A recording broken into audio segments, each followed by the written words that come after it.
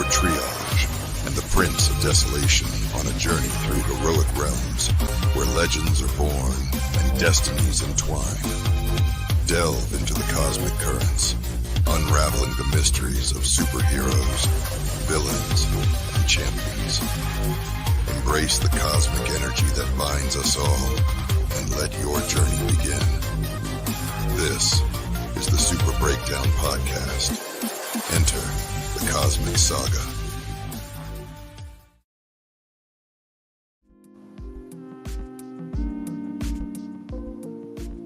What is up? What is up? What is up? We are back for another week. I apologize for the postponement and the delayment of this very special episode. We had some health issues last week, but because gotta remember, health comes first. Health, physical health, mental health comes first above all else, right? So this is a Super Breakdown. If you didn't know what the fuck it is, well, now you motherfucking know. This is a Super Breakdown. We are back for another week here on this show. If this is your first time tuning in here on this show, we find your favorite characters, your favorite TV shows, whether it be movies, comics, TV shows, video games, and we go through them from beginning to end, from the origins to where they are now, and then at the end, we usually like to talk about where we want to see them go later on. So hence the breakdown part of the show. We break down your favorite characters, shows, and movies. This week, it's going to be a big one. And if y'all saw the post and y'all been following along and y'all been, listening and all that, y'all should already know what we're about to talk about today. And if y'all know what we're about to talk about today, you know it's going to be a long one. We're diving in and breaking down the Lord of the Rings, not just the 3 movies or the 3 books, not just the Hobbits, but all of it in a whole. I am here. Well, first off, I am Power Maximus. In case you didn't know, we are here with Lord Triage, everyone's favorite demigod, with our game master himself, Prince of Desolation, and our resident Lord of the Rings expert as well, Jason M40, aka Darth Legacy. Y'all probably remember him back from Star Wars May. He was hanging out with us throughout the month, talking about all Star Wars, everything Star Wars. Let's get into it. So, Lord of the Rings, the Tolkien series, one of the greatest pieces of literature to ever be written down, typed down. Agreed. I have to agree. I'm not personally myself. I'm not a big Lord of the Rings fan. Not saying I'm not a fan at all. I most certainly definitely enjoy them. But it's not something that's just like it's not a go-to for me. I'm not gonna be like, you know what? Let me sit down and watch these long ass Lord of the Rings movies.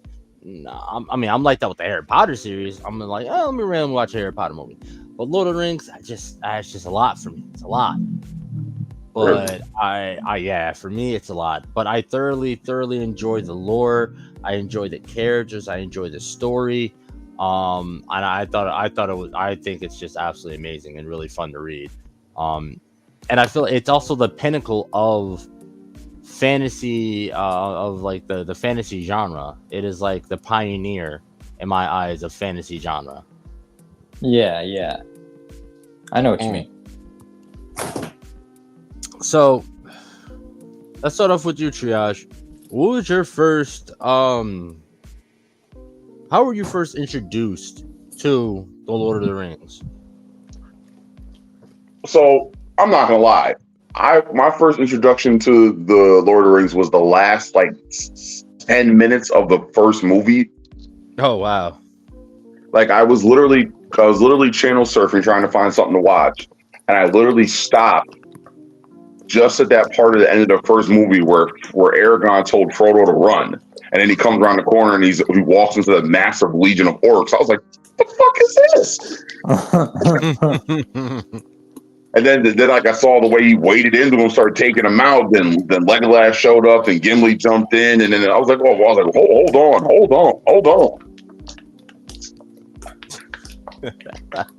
All So- right. That honestly, and that I don't think you said channel surfing, so that had to be a good time after the first movie came out. Let me guess, it was on TNT, wasn't it? I actually want to say it was on HBO when I first saw it, or Stars. Ah, okay. But yeah, actually, in HBO and Stars, yeah, that still had to be sometime after the movie came out. That makes sense. Yeah, because it takes a while for especially big blockbusters like that to go to TV. Even HBO and Stars, they get them before basic cable, but yeah, that still had to be a good whiles later. I believe the first movie came out in 2001. Honestly, that sounds about right to me. That definitely sounds about right to me. Probably. So, Could be wrong. I mean, yeah, it definitely sounds about right because the movies were decently spaced out. It wasn't like they dropped them back to back.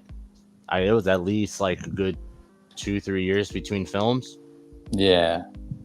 So, because they're massive productions, massive productions. So Yeah. what was yeah. your triage? What was like when after you you peeped that first 10 minutes?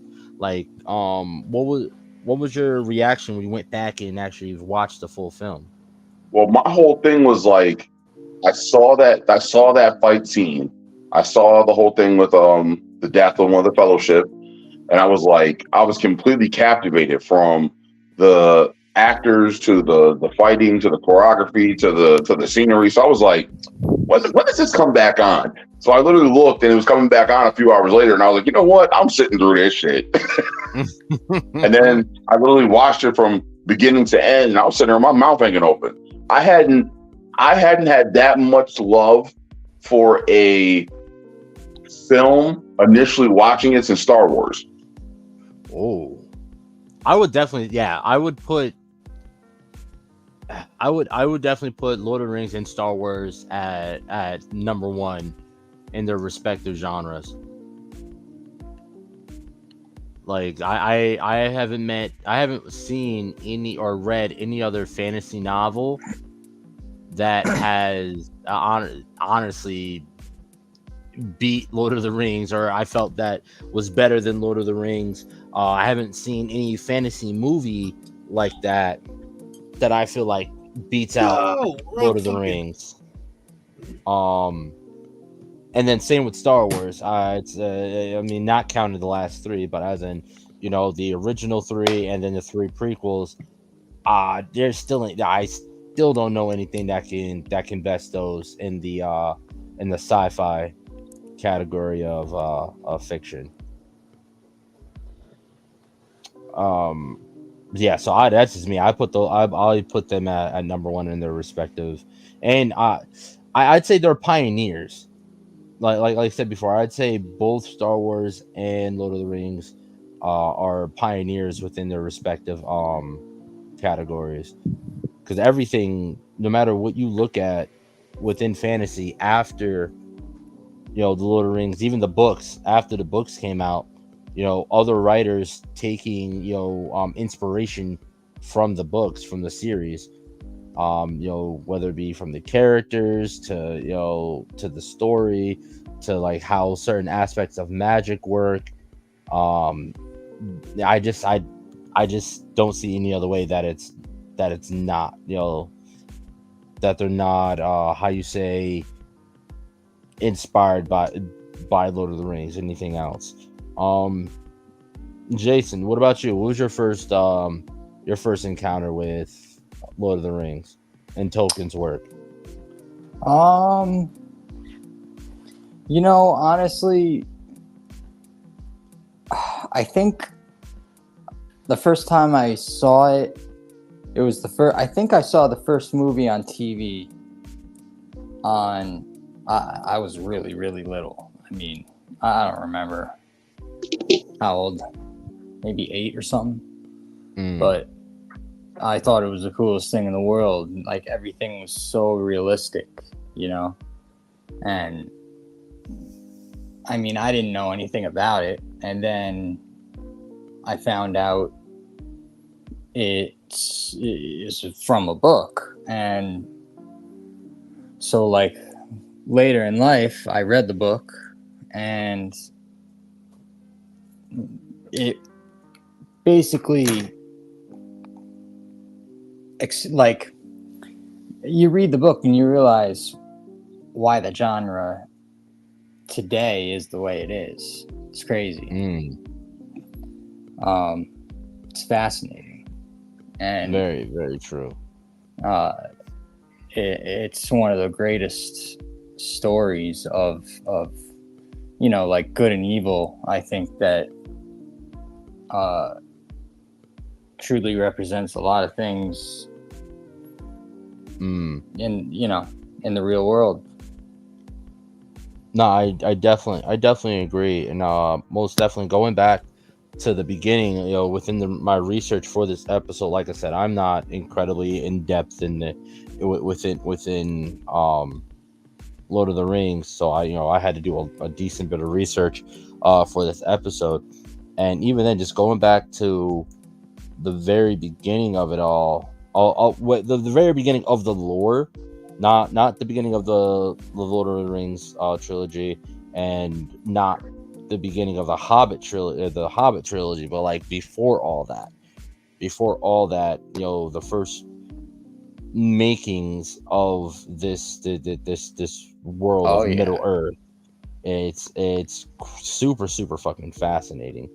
And then going back into, you know, seeing that, you know, Tolkien revised the lore many times throughout his lifetime, and then finally settling on the final draft before he passed, and then, you know, his son taking up the mantle, and then bringing all these different, you know, all his different ideas into one collection known as the Silmarillion. And I personally think that was super fucking cool, in so many ways. So, you know, everything starting out with no, Jason, I'll let you take this part. So from the very beginning, from the creation of Arda. So Arda, when you say Arda, that means basically the making of Middle Earth. Arda meaning Middle Earth. In the very beginning, and what you're talking about,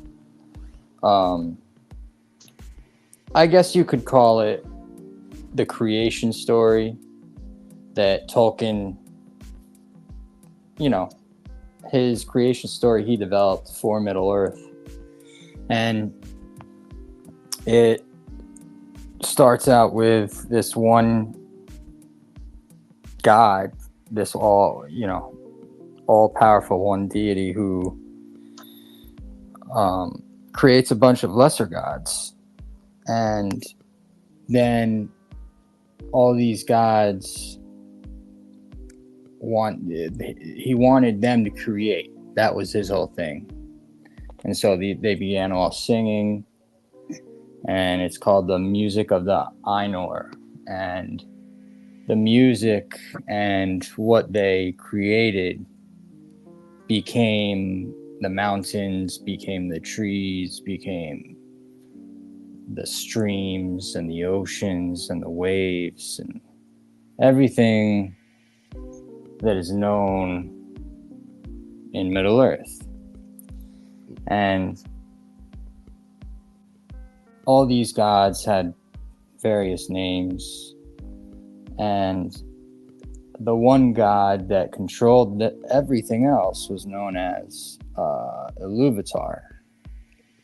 And he was really proud of what he had created and what his children, the lesser gods, known as the Maiar, had created. But during the making of the music, one of these lesser gods became jealous and wanted to create something of his very own, different from the rest, because I don't know, you could say he was selfish. He wanted something of his own, so he added his own melody to the music, and the music was then poisoned and corrupted. And that is how evil basically was born. So, from my understanding, and first off, this story sounds very, very, very familiar to a story that that all of us have heard at one time before. I'll get to that in a minute. But pretty much, you know, Iluvatar is pretty much like the god of all, like the creator of creations, pretty much. And those lesser gods were pretty much his angels, pretty much. And you could say that, yeah, in a way. Yeah, and then with all those angels, there was one angel who was known as Melkor, who pretty much he was jealous of what was being created, and like you said, he wanted his own. And so when he sang back, it pretty much disrupted the harmony of the melody, which ended up, creating chaos. Yes. In an orchestra, everything is working as one, creating this amazing sound. Then you got the one person and on the violin that's over on the backside, or the trombone, or the tuba yes. on the back end, who just hits that wrong note, and it's kind of like fucks it all up, fucks up the rhythm and everything, creating a chaos within it. So pretty much Melkor, by fucking up that harmony, creating that chaos, he ends up pretty much creating, like you said, all the evil, which includes dragons, what is it? Was it dragons, Balrogs, and orcs, which orcs are pretty much the corrupted, pretty much like other species that were created but corrupted by his melody, which turned them pretty much into orcs. Basically, like they're like the opposite representation of an elf, like, because kind of like a dark elf in a way. Melkor was that action describes Melkor.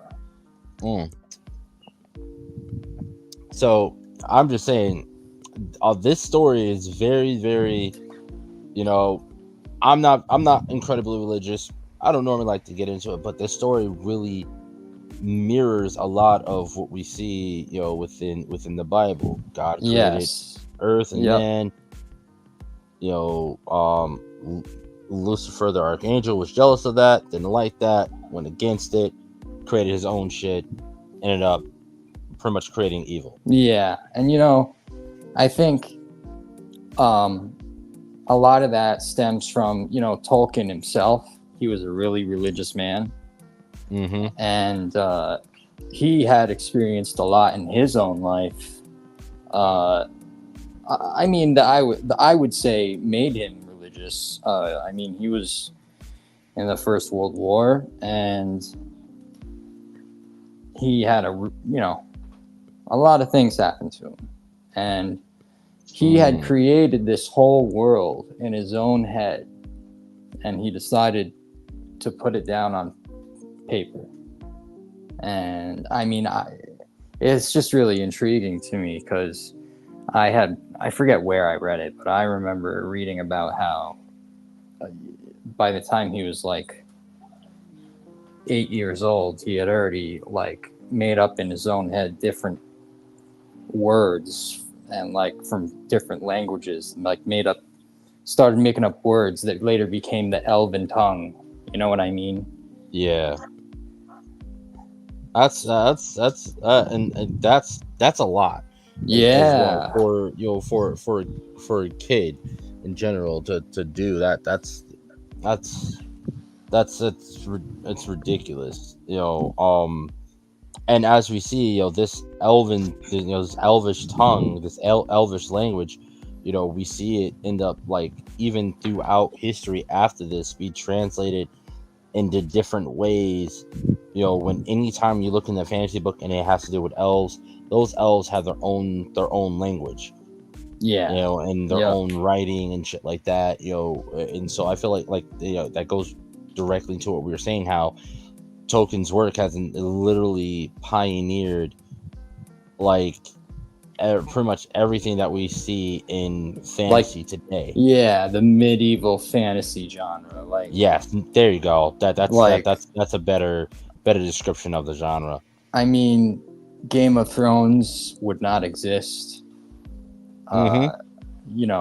Other. I mean, I can't think of any off the top of my head, but other medieval stories of that nature. Elder Scrolls. Oh, Elder Scrolls, yeah. Yes. Elder Scrolls is very, very, very, very Lord of the Rings inspired. Yes. heavy. And that's just Oblivion. oh yeah, Morrowind, especially Skyrim. And if you take a look on the screen, we have Deso is sitting here is playing Shadow of War, right? Yep. Shadow of Mordor. And I personally, I only played a little bit of this, but I don't really know the full story or where it takes place or the background of the of like pretty much the story of this game, but it from what I've seen, it looks pretty fucking dope. All the other gameplays that I've watched of this when it first came out and shit, pretty fucking dope. Now, all this that we just talked about, this happens ages and ages before we get to the story that takes place in Lord of the Rings. Now, these Maiar, which are pretty much like Lesser gods. They're they're angels, almost, you could say, in Yeah. description. yeah. So each one of these angels has ended up creating each different species. So if I'm correct, so Iluvatar created humans. He created humans, and he created it was humans and elves, right? Well, yes. Elves were created first because he wanted to create the perfect being, Mm-hmm. But later on, he realized, that's kind of lonely existence, being the only being in the world you created. So, he decided to fashion man, but man did not awake. He basically did not allow man to appear or wake up in Middle Earth until a later point. Now, so, and then there was another angel who was in charge, who pretty much ended up making dwarves, and like certain angels made specific species, and then I actually found out that hobbits are actually a derivative of human. A lot of people say, oh, it's they're a type of dwarf, but no, they're actually a derivative of the human line. Yeah. Yep. And then we had Melkor, like we said, he created the Balrogs, who are actually, which I found really, really dope, is that the Balrogs are also considered angels. Yeah, Or they are lesser angels. Yeah, they're the other lesser Maiar that Melkor was able to corrupt in the beginning. My other lesser Maiar. Try saying that 5 times fast. And then on the other side of that, of the Balrog, we have the wizards, which is pretty dope to me because in most other fantasy or whatever, when we think of a wizard, we think of a human who knows magic. Well, a male human who knows magic. But in Tolkien's universe, wizards aren't humans at all. They are actually lesser angels.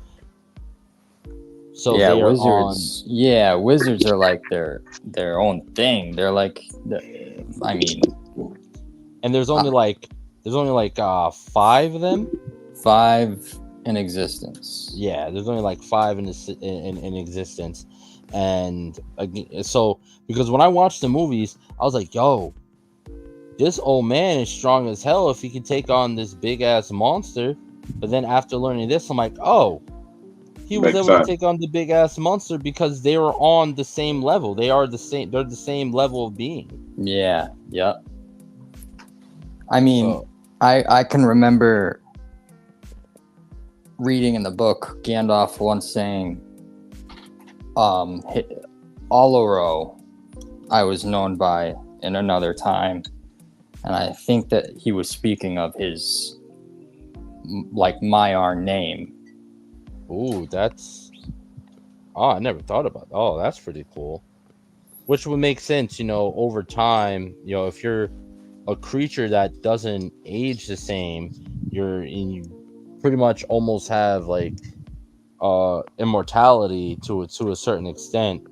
Over time, you're gonna go by different names just based off the different languages and dialect Yeah, that yep, each era or age of being speaks. absolutely. So yeah, that's pretty damn cool. But yeah, if you see it in comics with Kang, Vandal Savage, Apocalypse, yeah, I agree. Yeah, because with Kang over time, he's Rama Tut, Kang the Conqueror, fucking shit. Why am I blanking? Tink, finish it off. I don't know why I'm blanking. He Who Remains. Yes, yep. So that's really that I found that really cool, and then just the nuances of this writing is absolutely amazing. Now when we trickle down from that, we end up we run into all these Maiar and and pretty much eventually the god above all, Iluvatar, gives his Einar a choice. You can live on you can stay here on Arda, or pretty much or go down to or live on Earth. And so some of those who chose to live on Earth end up being known as the Valar, or Vala if you're just talking about one of them. And the leader and most powerful of the Valar was you said Manwë. Yep. Manwë. Now Melkor over time, same thing as Gandalf, ends up going by a different name, Morgoth. Pretty much, he was the most powerful of the Valar during those times until his reign as the Dark Lord of Arda. Under the Valar, there were like lesser powerful spirits, like you said, they're called the Maiar. Amongst those Maiar, there was one that we all know by the name of Sauron. Now, the Maiar were pretty much designated like specific Valar that they were to pretty much to report under or work under, and each Valar had like their own specific skill set. Yeah. Each Valar had a specific skill set that the Maiar would pretty much carry out as their orders. Now Sauron was the leader amongst the Vala of how do you say his name? Alue? Owle. Aule. And Aule was a smither. His specific skill was smithery. And from this, pretty much Sauron, it gained his ability that we end up seeing later when he ends up creating the One Ring later on down the line. Now I don't know much about the Hobbit.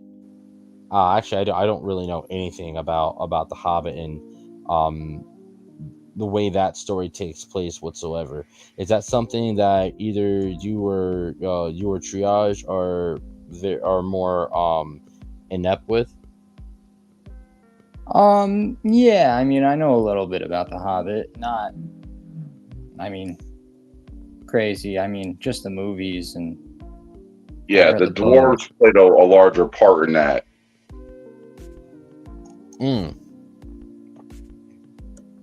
Okay, because I actually did not sit through the Hobbit films. I wanted to, just never got around to it.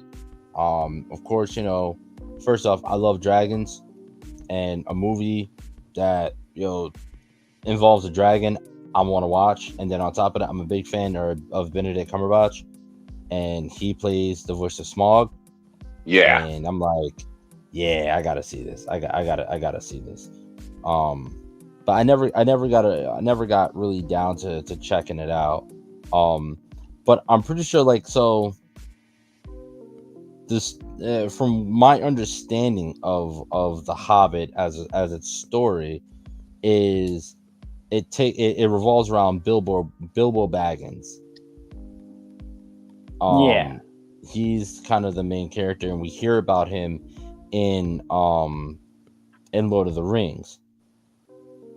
Now, correct me if I'm wrong, but the Hobbit is also takes place in the time where Smeagol is pretty much gets a hold of the One Ring. He had already had a hold of the One Ring. This is how the One Ring finds its way to Bilbo, because the ring also possesses a will of its own to get back to its master, and it will stay with a bearer for as long as it can, and then sometimes it will potentially remove itself from said bearer. So the other thing is that the ring has the ability to draw the darker spirited characters in the realm towards it. So like the goblins, the orcs can sense the presence of the ring and are drawn towards it. So it left him with every intention of being picked up by someone else, and it got picked up by Bilbo Baggins. Yeah. Now, I had heard that within the hobbits there are specific hobbits who are known as pretty much ring bearers or soners or something like that. And so the rings, what they ended from what my understanding is, what they pretty much help the wielder preserve what they love most. And the thing about hobbits is they don't really care. They're chill as fuck. There's one thing in particular that kind of like is their love. Like for the elves, it was their culture and their people. They felt that with the rise of man meant the death of the elvish race, right? So when they got their rings, that's why they ended up living so long. That's why their culture and their pretty much their area prospered so long, because that's what they wanted. The dwarves, when they got their rings, what do dwarves love? They love gold. And inevitably that ended up being a big drawback and downfall to the dwarves, because they loved gold. Now the ring is fulfilling that love, and they're just coming along with mountains of gold. And what does gold attract? Dragon. And pretty much the dragons really fucked up their race heavy. To my understanding.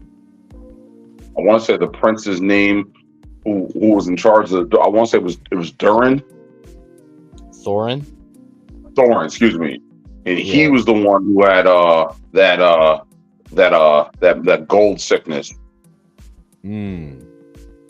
Yeah, because like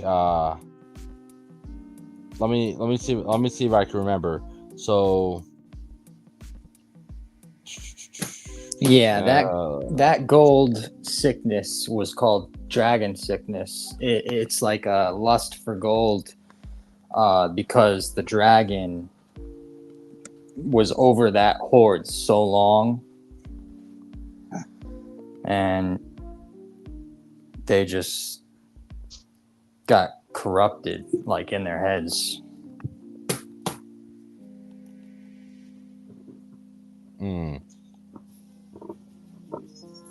So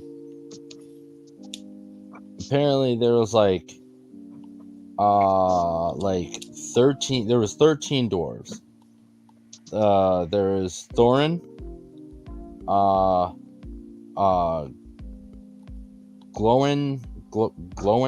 Glorin, I can't pronounce the name. Orin, Ori, Nori, Dory, Dwellin, Bellin, Philly, Killy, Byfor, and Beaufort, and Bomber. And they're the 13 dwarves that arrive at Bag End, which is, where Bilbo was living at the time, and began discussing their plans, treasure hunt, while the hapless Bilbo provided how do you say, pretty much he was like, it was like a meeting at Bilbo's crib, and he was like their host. He was like giving them food and shit like that, and drinks like that. So after the dwarves and Bilbo cleaned up the mess and and everything, the dwarves pulled out a map, and Gandalf arranges for Bilbo to take the job of burglar. So pretty much the way it sounded to me when they were doing it sounded like they were planning a heist. Yeah, I could see the symbolicness. But it was one of the things like where my nigga, you kind of low key set me up to fail. Like you invite these niggas to my crib with the expression of me doing some shit that I have no fucking clue about. Oh no, definitely sound like a setup. So pretty much like, I know Hobbit. Yeah. Oh yeah, I know a hobbit who's gullible. He's not gonna ask no questions about none, and he'll be down to help out. He's super friendly. He's not gonna think none of it. Because the hobbits they're super friendly. Oh, you need my help? Absolutely, I'll help you out. No problem at all. Yeah, sure. Eat my food, drink my wine, fuck my woman. Yeah. Yeah. You like that? Yeah. Here, go ahead. You can have her. Thank God, get her away from me. What was that, honey? No, nothing.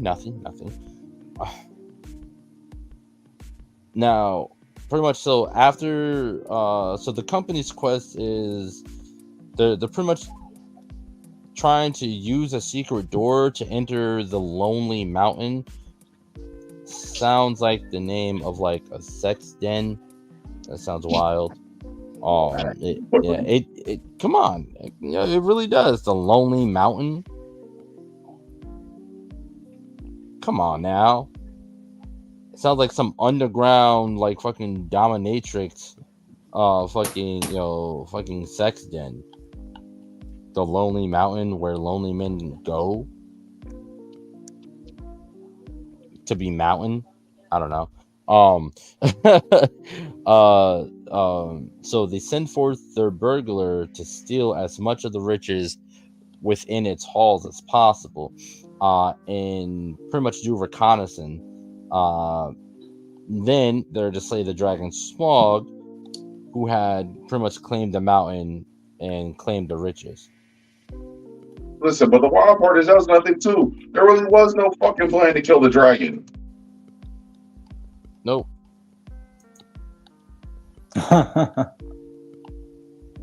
Yeah. So oh, there's a the plan sounds flawed to me, highly flawed to me. It sounds hella flawed to me. I mean, I get it. Gandalf thought that it would work because hobbits are hard to be seen Mm-hmm. and can hide easily. But that's also confusing to me too, because like, how much bigger is a dwarf than a hobbit? That's my question, because or just that he was more of the weight. I think it was one of those things where the hobbit was less likely to be corrupted by the dwarf. And I feel like that's more so what it was as well, because if you look at the Fellowship, well, if you look at Lord of the Rings, you look at Frodo and Sam, and then you compare them to Gimli, there was really no real height difference too much. They really, at least to me, they look like they're about the same height.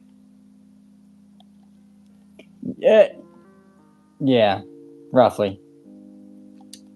So yeah, I think it was more so along the lines of the hobbits weren't easily corrupted. Gullible, yes. Corruptible, maybe not. You know, not so much. So, damn, I was about to say something. I lost my train of thought. Yeah. Damn. The fuck was I gonna say?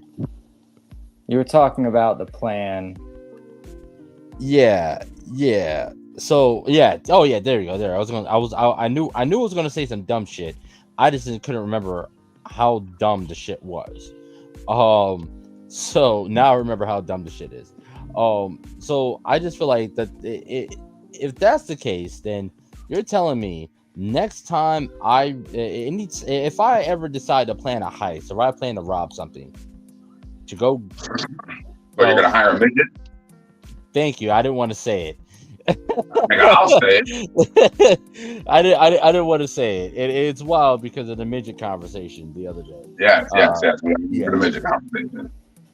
Oh my god, that blew my fucking mind. But yeah, so what am I? It's like, all right, I'm just gonna hire a midget because midgets are, people aren't gonna suspect midgets are doing anything wrong. And part of my language, if the vertically challenged, if there are people who are vertically challenged listening, we mean none of this in any kind of harm or disrespect to y'all whatsoever. We actually love y'all. As we all know, some people love y'all a lot more than others. But oh my! That made that statement so much more suspect. It did. Why the hell did you have to laugh at that first? Why couldn't you let one of the other two laugh first? Because that laugh made what I said sound horrible. I meant it out of the goodness of my heart, and that laugh just corrupted it. I didn't mean anything wild by that. Okay. I mean, I didn't say it wasn't like. I said it wasn't wild. I didn't say it wasn't like, out of pocket. It was what I meant. What I had meant. What I said. I definitely meant it out of pocket wise, but not wild wise. You got me sounding like you got. Let me not. Okay. Anyways, yes, hobbits. But yeah, I don't know, that shit just don't make those. It just doesn't. It never made sense to me, because it's like, yay, little people, they're cute, they're adorable, they're unsuspecting, they'll never think of anything. I'm sorry, if I'm chilling in an area where there normally is people of my height and or taller, if I see somebody significantly shorter than myself just walking through, they're drawing the most motherfucking attention. Yeah. You cannot tell me you have not been walking down the street and saw a little person walk by and not stare at him.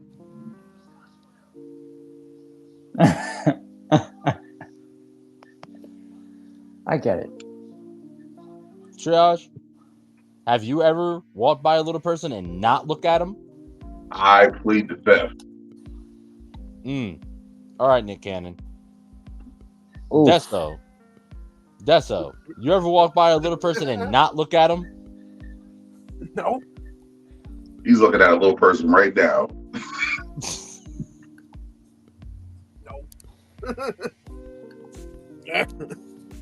Oh, Oh, well, that explains why he has all those virus protectors on his computer. Just fucking start. Fucking start. oh shit. Oh my god. That I'm just saying that should make no sense. It makes more sense what you said, Triage, of them not being easily corrupted. And to my understanding, Smeagol had the ring for a long time before it began to corrupt him. Yeah, he had the ring for like 200 years or something. It prolonged his life. Yeah.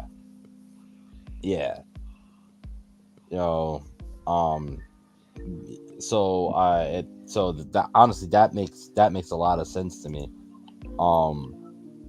But yeah, they planned this whole heist or whatever, so on and so forth.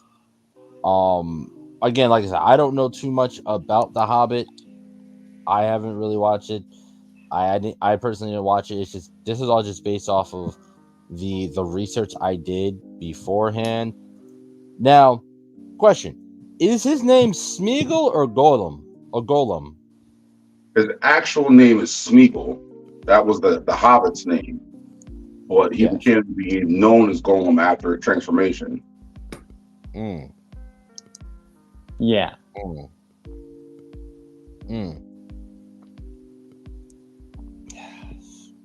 So now, are we sure that he didn't always look like that, and it just like he's living in a cave, so he doesn't have, access to his makeup and wigs and shit? Because listen, I see some chicks with their makeup and wig off look just like that motherfucker. Whoa! What kind of women? Oh boy! I've seen some. So are you sure he just wasn't able to put his face on for a few hundred years? I don't know what you're talking about right now. Hey, listen, some of these women these days, man, they can't not wear makeup and wigs. I've seen some scary shit before. I've seen videos of a 70-year-old woman go through a makeup makeover, and it was in reverse. So she had the face on, shorty looking bad, looking like she 25 years old or whatnot. Then she slowly start taking shit off, eyelashes, contacts, fucking she had like these shits on her lips or whatever that plumped her lips up or shit like that, popping out dentures and shit, taking off lace fronts. And next thing you know, I'm looking at my precious. Like, so it I just gotta ask. Because it should be, it's like Transformers, more than meets the eye. Oh my god! Wizards of Waverly Place. Everything is not what it seems. All right, nigga. I'm just saying. So going forward from, I wonder what girl orcs look like. What?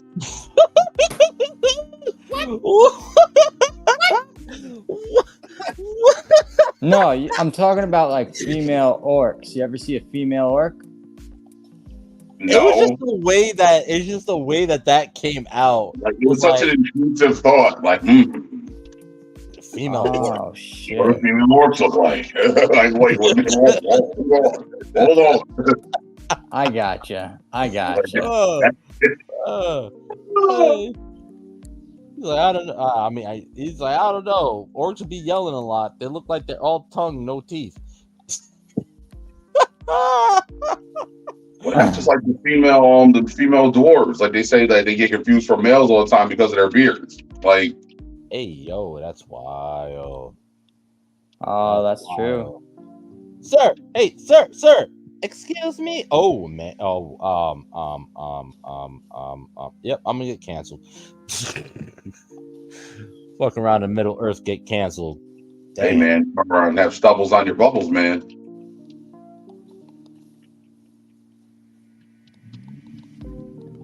Wow. That disturbed me a little bit. Hey, I'm sure it does it for somebody. I'm not one of them. I'm just saying. There is no judgment. No judgment. You let your free flag fly however you see fit. Just like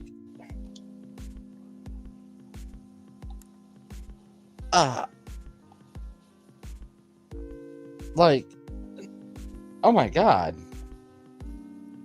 it's just like because it's like, is that a beard here in your mouth, or is that your beard here, or my pubic hair in your mouth type shit? Like, that's terrifying.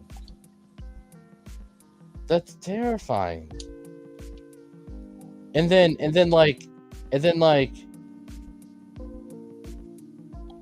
beard rash on the inside of your thighs. Oh my, no, moving on. I'm gonna keep this show rolling. Actually, matter of fact, with that being said, we're gonna take a quick break, hear from some amazing podcasters that are doing amazing things within the Blurred universe, whether it be podcasts, comic books, everything in between. Let's hear what they have to say. Going on, everybody, Lloyd Jones with Midnight Comics here, and we'd like to introduce you guys to our show, The Indie Breakdown, a show where we break down your favorite indie comic book characters' power, stats, and abilities, and get them ready for an eventual indie versus matchup.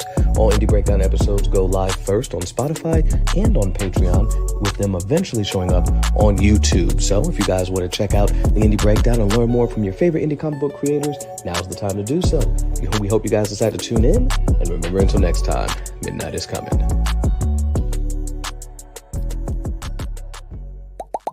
Hi, I go by Lady Mandalore, the creator of Roomful of Blurs. Do you have a whiteboard in your room? Do people get a glazed over look in their eye when you start to explain things to them? Well, come join me every Sunday at 7 p.m. Eastern Standard Time, where we can talk comics and get to know some new creators of color, only on YouTube and Twitch. What's going on, everybody? It's me, Calvin, from the Icarus Podcast, and I just want to say that we got new episodes coming next Saturday and every Saturday after that. So all I would have to say from here is keep enjoying the show. You can check us out, www.icarusmetrocomics.com. Check us out on YouTube, TikTok, Facebook, and more. See y'all next time.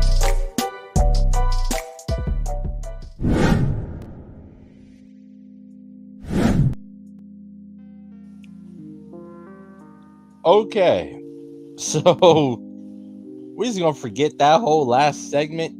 That last like 5-10 minutes was wild just now. And I blame myself for opening up that door. I'm the only one to blame for opening up that door. But now Lord of the Rings, the trilogy. Now, Triage. I'll let you take over this one. Lord of the Rings trilogy, like, so the main characters, we have Frodo Baggins, and he's what, Bilbo's son, nephew, Johnny Big Feet, as I call him.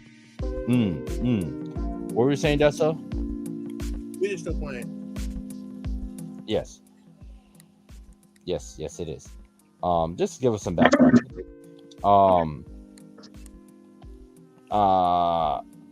Now main characters, we got Frodo Baggins, and we got what's his name? Sam Wiseman?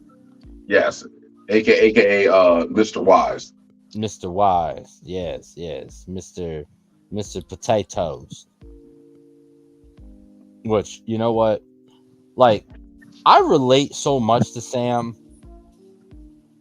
because I also am often taken on wild ass adventures by my friends that I really have no fucking part. I have no real reason to even be a part of.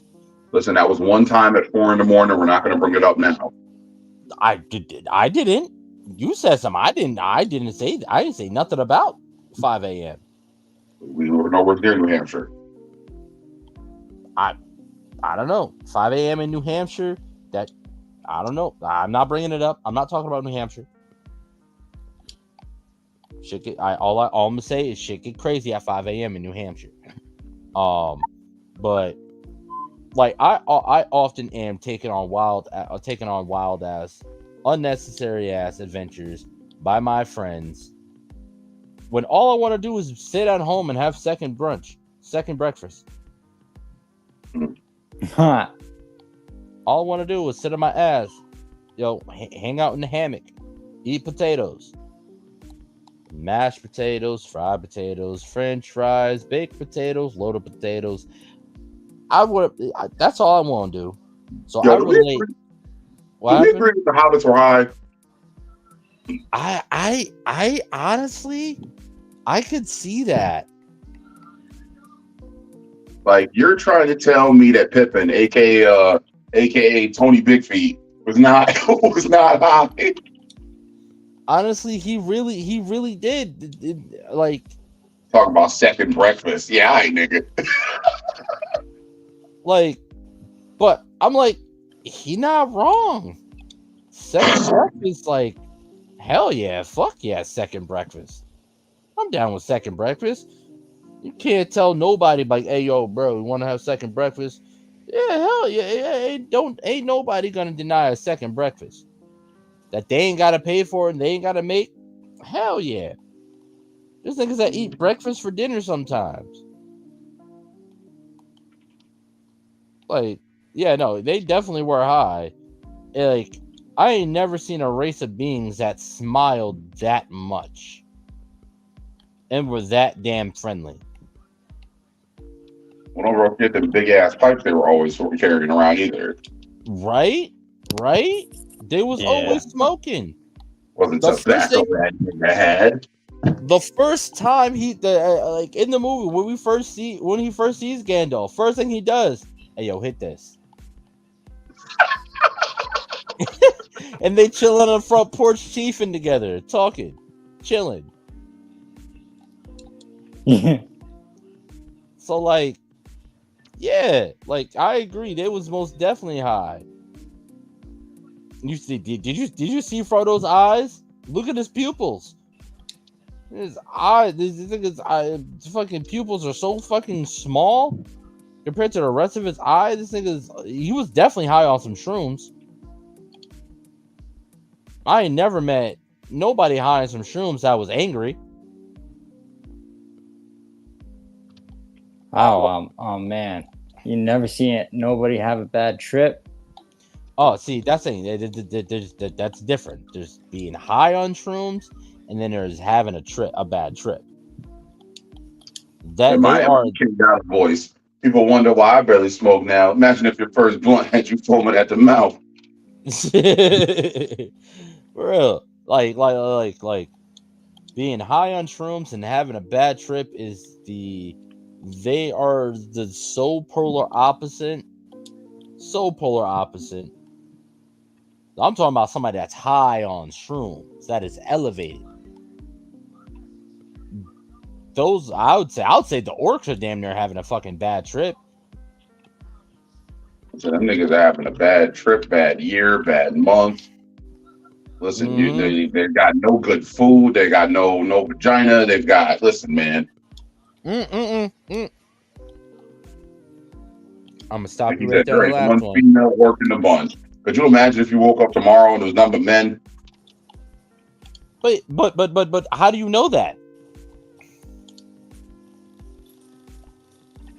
It could We're be a not dwarf going to start this situation. debate. You hear me? No, it could be a dwarf situation. The Now, female nigga, orc nigga, just look nigga. like men. Oh my God. Am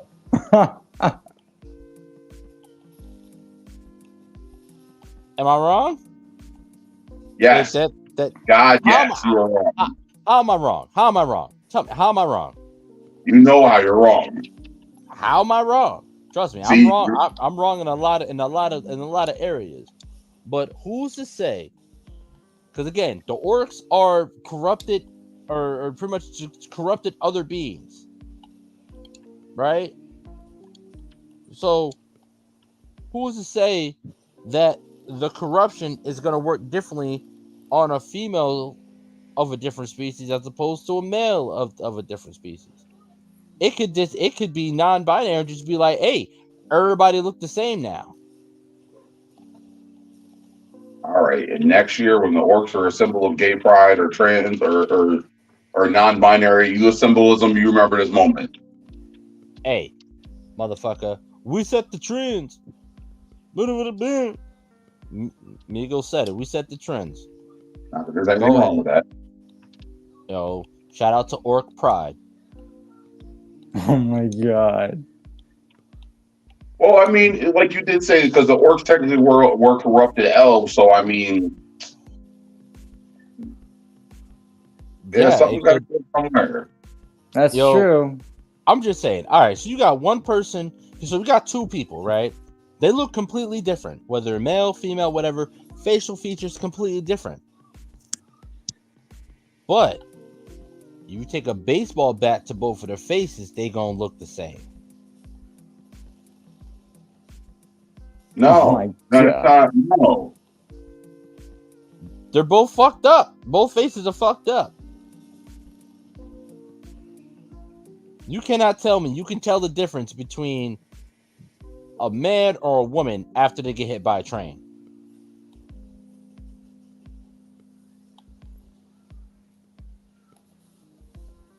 Can you visibly tell the difference? No.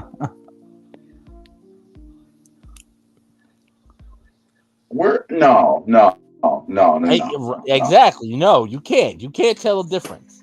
You can't tell the difference.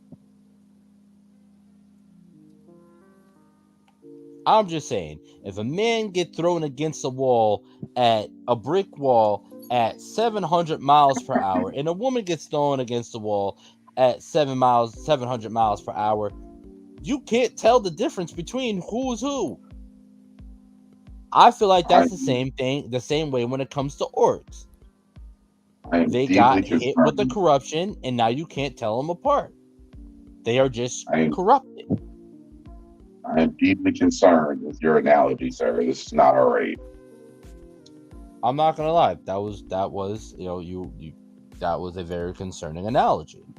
You're very right there. But again, they like Jason said earlier, he wondered what a female orc looked like. A female orc looked like the male orc. They just probably rocking different equipment.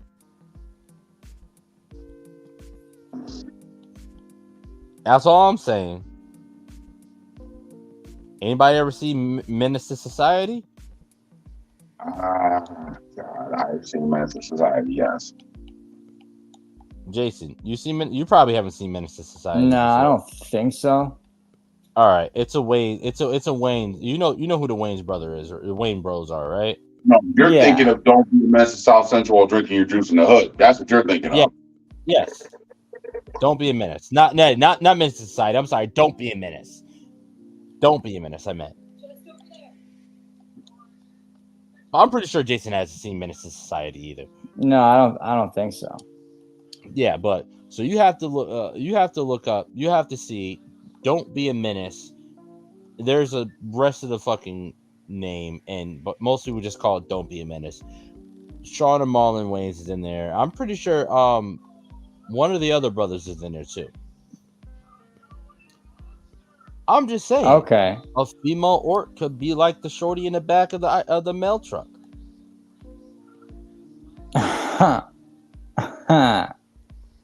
Look up "Don't Be a Menace" mail truck scene, Jason, and you'll understand.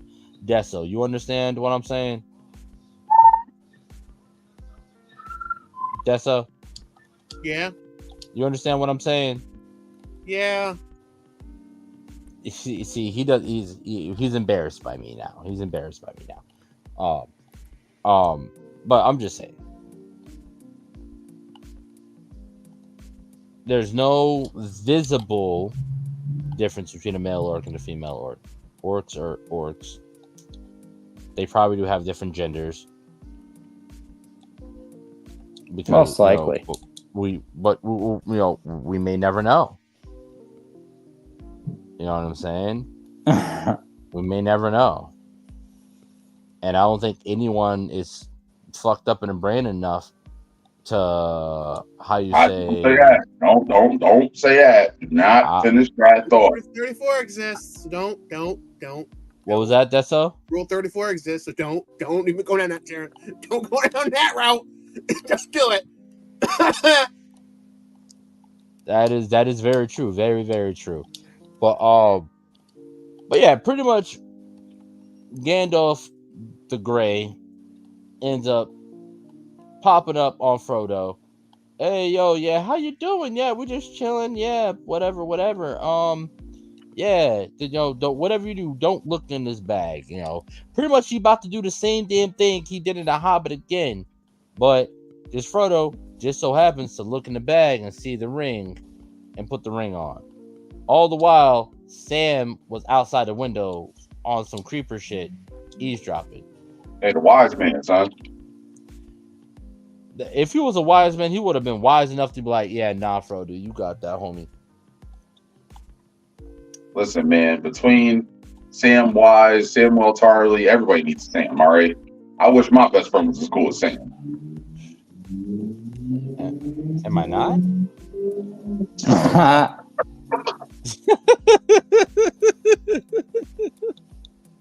Oh, damn!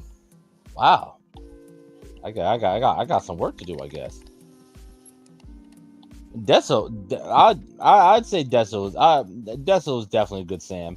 He's definitely a good Sam. No, I'm not. Oh, you're definitely a good ass Sam. You always tell me when I'm doing some dumb shit. Wait, see, he's paying you a compliment calling you a Sam. Your response is no, I'm not. Like I'm not talking about like you in your personal life, like how like whatever you choose to do with yourself. I'm talking about the way you are to me. You quick to tell me when I'm doing some dumb shit. Hey, yo, homie, you fuck it up, homie. Don't do that. And then, of course, the usual, yo, you want to go grab something to eat? Yeah. You definitely a Sam. You definitely a Sam Wiseman. You definitely a Sam. Yeah. And then I'd hate to see what happens if a nigga gave you a gun, because then you'll be a Sam turn. I know that one was bad. That was bad. That one was bad. I apologize. That was a horrible joke. I didn't get it. A Sam turret. You know what a turret is, right? Yeah. Yeah, a Sam turret is an automatic turret. Pretty much, it's an automatic machine gun. It's AI, it auto targeting and shit like that. Shoots at whatever crosses its path. So I was like, damn, yeah. And then you definitely a Sam Wiseman, and I'm afraid if a nigga gave you a gun, because nigga you'd be a Sam turn, fucking shooting everything that walked by. Fucking little psychopath. You see what he's doing right now on the screen. He's just going through murdering, creatures that are just minding their own damn business. Like, watch, whoever he's about to kill right now, I bet you $100 they don't even know that he's about to kill them. Psychopath. But Yeah. So next thing you know, they end up like, all right. Matter of fact, true. Yeah, like I said, I'll let you take this one away because I personally haven't watched the Lord of the Rings movies in ages, and fucking ages. Oh, what? Okay, where do we do all that? Frodo finding the ring. Oh, okay. So yes, the decision gets made to that the ring must quote unquote be. They have to figure out what to do with it. So the decision eventually gets made to get to that the ring must be destroyed. Unfortunately, it can only be destroyed where it was forged. So they literally have to take it into the heart of the enemy stronghold, destroy it without anyone catching on, noticing, or it wind up finding its way back to its master. Sounds like a fucking Mission Impossible where I'm sitting. Well, And Tom do they Cruise rally will the do it. armies of men? Do they rally the armies of the elves? Do they rally the armies of the dwarves? No, no, no, no, no. They choose to take 9 companions and fucking burden them with this impossible mission. And with that, there was like one from pretty much each race. Except there was like what? There was 3 hobbits? 4. 4. Yeah. There was 4 hobbits. Aragorn, Legolas, Gimli. What was the other? Oh, damn! What was the other human's name? Boromir. What was it? Boromir. And then who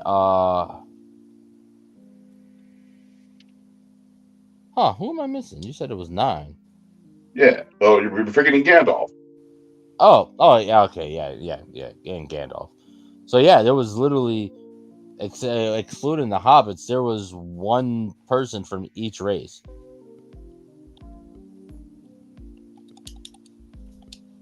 You know, they had a lesser angel, they had 2 humans, they had an elf, a dwarf, and 4 hobbits.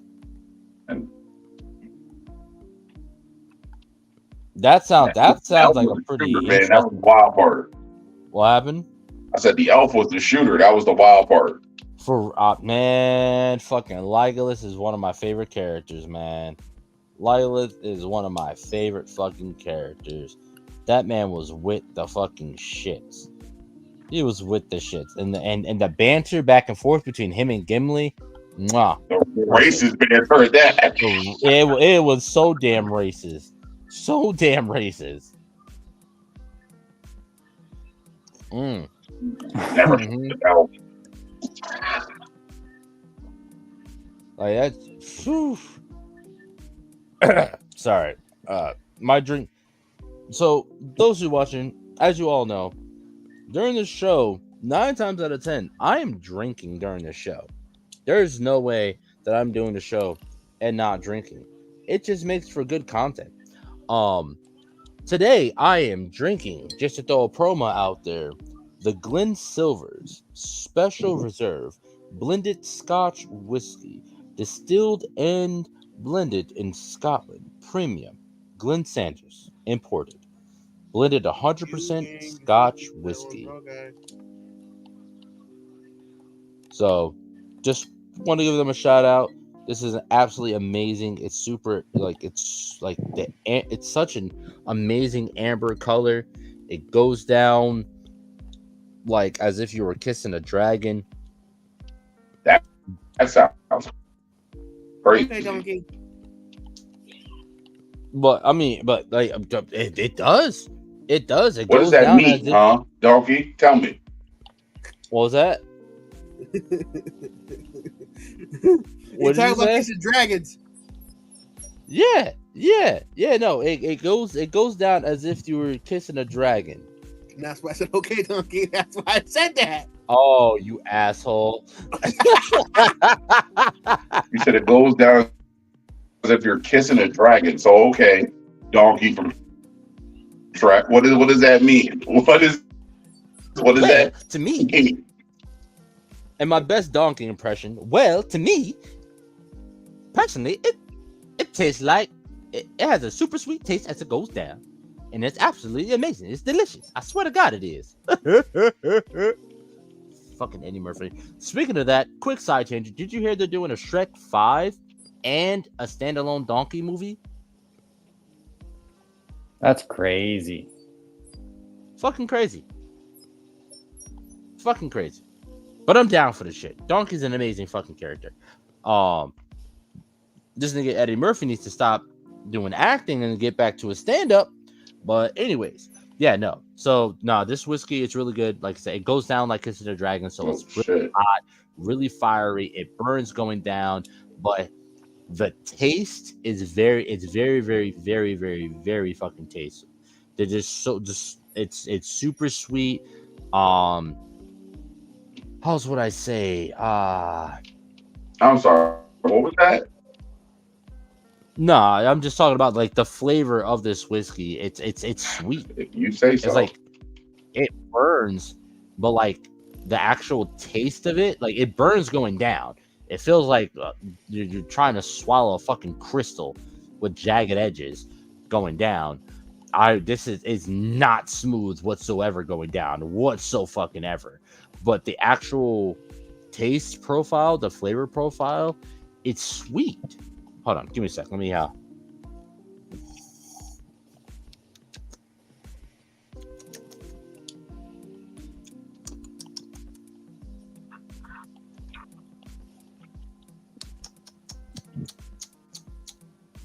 yeah, I don't know. All I can say is it's sweet. All I heard was swallow. What was that? Well, first off, I didn't say anything about swallow. I didn't say a damn thing about swallow. Here we go. Not one word came out of my mouth. Within that moment, I was tasting the drink. Oh no.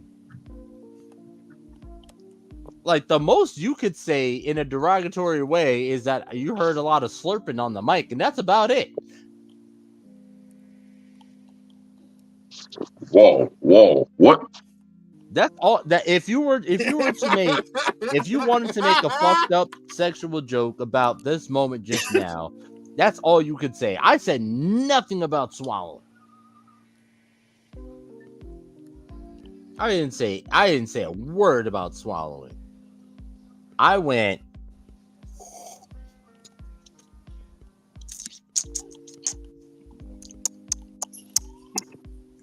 That's all I did. I don't know if y'all could hear that. That's all I did. But no, I'm not a really big whiskey scotch kind of guy. So I'm not very adept in like the flavor profiles of whiskey or scotch.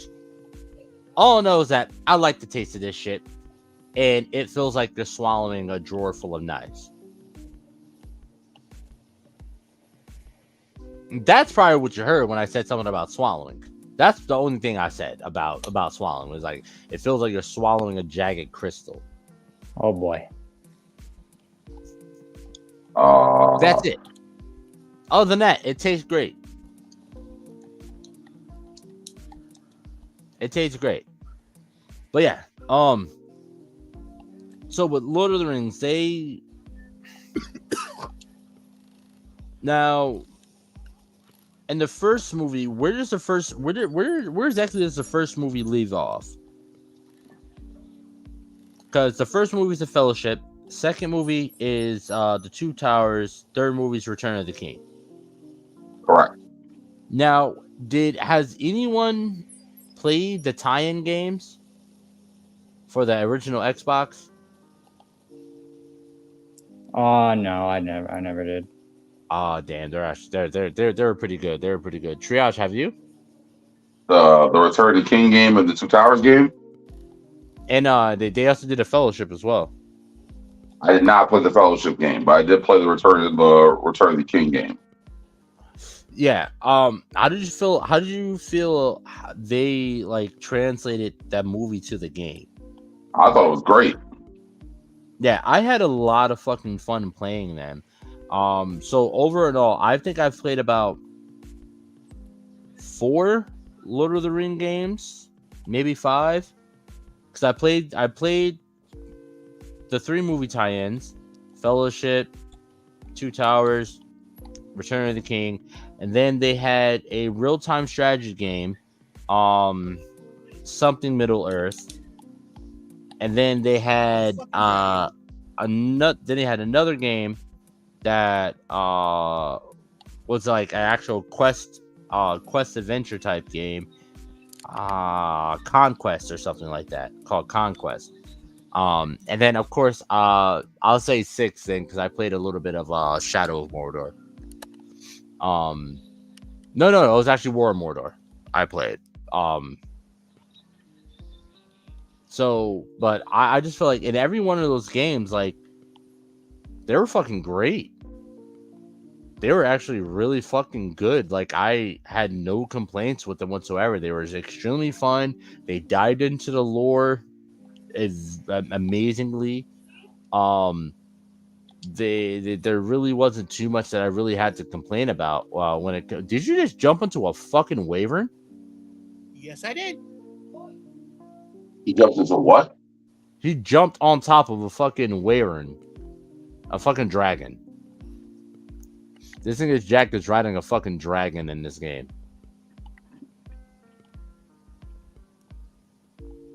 For those who don't know, there's multiple different types of dragons.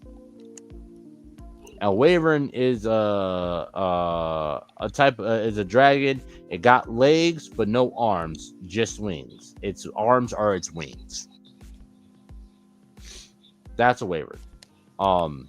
This thing just randomly teleported to the top of a fucking dragon and started flying around. Now I know we talked about this in the beginning of the show. Oh wait, actually, we still never answered my question. Where did the Fellowship leave off? Oh, yes. So Frodo realizes that while he might be immune to the corruption of the ring, others around him will not. And he got warned that a member of the Fellowship would betray him and try to take it from him. And then, sure enough, Boromir attempted to do so. And that was a bit of a defining factor, which chose him to leave on his own and try to attempt to get the ring there by himself. Which, in hindsight, to me, is still also fucking crazy because he didn't know where he was going. Yeah, that is crazy. Wow. Wait, I never realized. I thought the whole group knew where they were going. And so he was like, all right, nah, I'm going to leave. I'm going to just go off on the quest of my own. I thought he knew where the fuck he was going. No, that was the whole point of him taking the Fellowship with him, because he had no clue how to get to Mordor. So Gandalf was like, all right, Frodo Baggins, I'll take this journey with you. And then the others... What was that, brother? You cut out.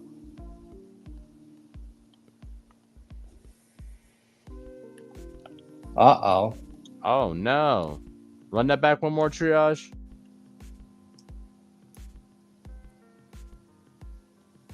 Yeah, brother, you're cut out there. Jason. Yes. Are you able to pick up from what he was saying? Well, from where the Fellowship left off in the book, or the movie, in the first movie you're talking about. Yeah. So in the ending where the Fellowship leaves off, Frodo decides to leave everyone, but he doesn't tell anyone. And this is when the orcs shortly come after that, and Boromir does attempt to take the ring from Frodo. And Boromir sacrifices his life heroically to save Merry and Pippin,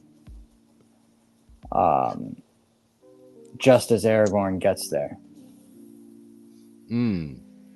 I remember that scene.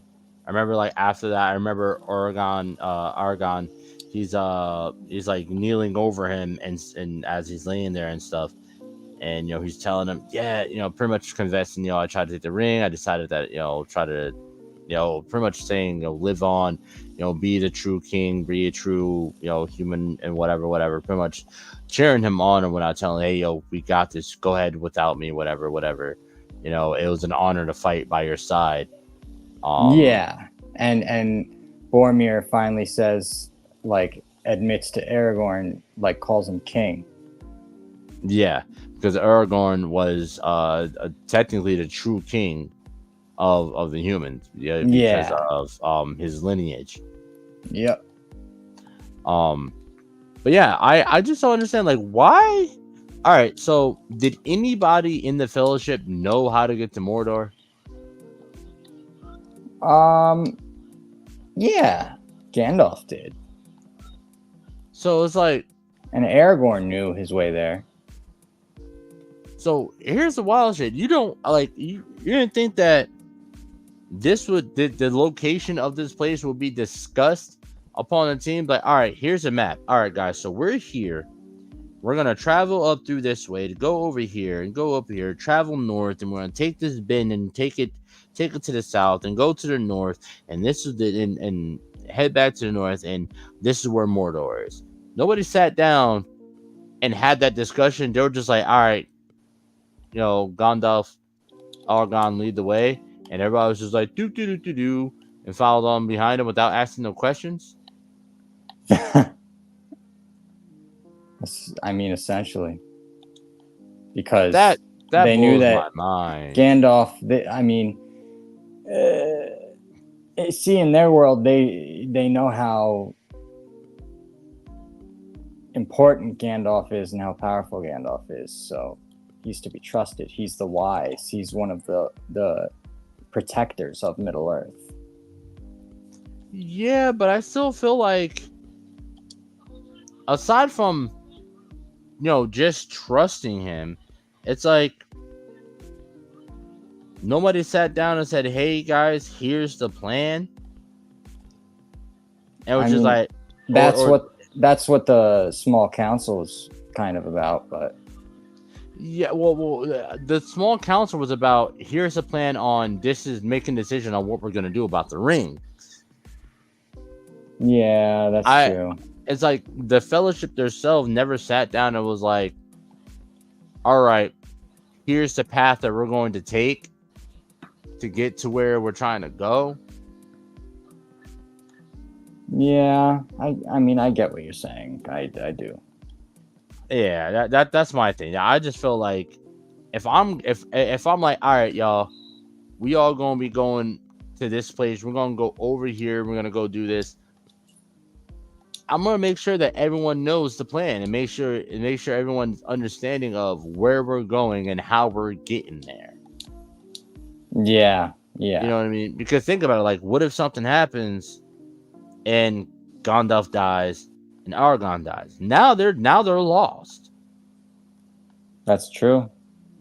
When you're making a plan and you're about to go do something with a group of people, you got to make sure everybody knows the plan, just in case something happens to the person that made the plan. Oof. Very so true. I personally found that crazy. I found that crazy that no one knew, that no one but Gandalf and Aragorn knew how to get there. So the whole second movie, The Two Towers, is what? Frodo just aimlessly walking? Well, I mean, Frodo knew, like, essentially how to get there, like which direction to go, and then he met people along the way. So he pretty much had like a general idea of which direction he was going in. All right, that all right. That makes more sense. That's more acceptable. That answer is more acceptable, because I'm just saying, you going on a trip and nobody else knows where the fuck we're going. Nah, if somebody says, hey, we're going over here, I want to know, all right, how are we getting there? By car? Okay. Which roads are we taking to get there? So that way, if some shit go down, I know how to get back. Yes, very true. You're right. Yeah, I that's just me. I just personally feel like everybody should know the plan. It's like if you're planning to do like a heist or you're planning to steal some shit, everyone got to know the plan. Everybody got to know what they're doing, how they're doing it, how fast they got to do it in.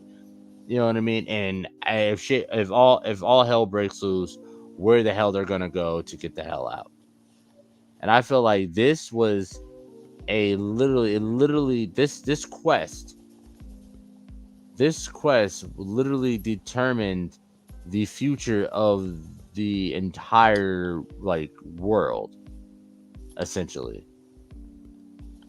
And they decided like, oh fuck, we're just gonna wing it. Wing it? The fate of the free world is on the line. Literally free world. So before we switch up, let's dive into the rings themselves. The one ring and then the 12 other rings? Yeah. Yep, there's 12. And like what? There was 5 that went to the elves. 3 the elves made without the corruption of Sauron. Yep. And then 7 rings went to the dwarf lords. Or no, there was like 20-something rings. Was there 20-something rings? Yeah, because 9 went to mortal men. Yep. 7 went to the dwarf lords. 9 went to the mortal men. There was 3 more for the elves, and I think that there was a couple lesser rings, but yeah, because I always have a hard time remembering how many rings there were, at least like the main rings. Because I know the elves got a lot of rings. Yeah, the elves were out here like fucking. There was 20 rings of power. So the 1 ring, 3 rings to the elves, 7 rings to the dwarves, 9 rings to the men, and then 19 lesser rings. Wow, that's a lot of rings. Yeah.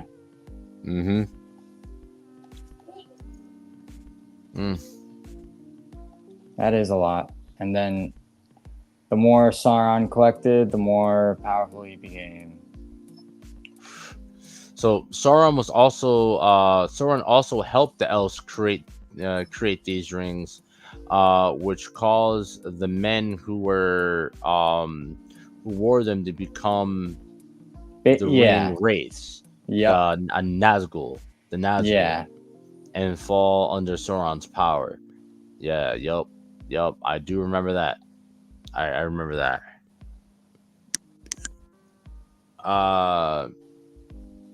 And then the ones that Sauron helped because now mind you, now Sauron's doing all this underneath the guise. He's not, oh, my name is Sauron. He's doing all this shit sneakily.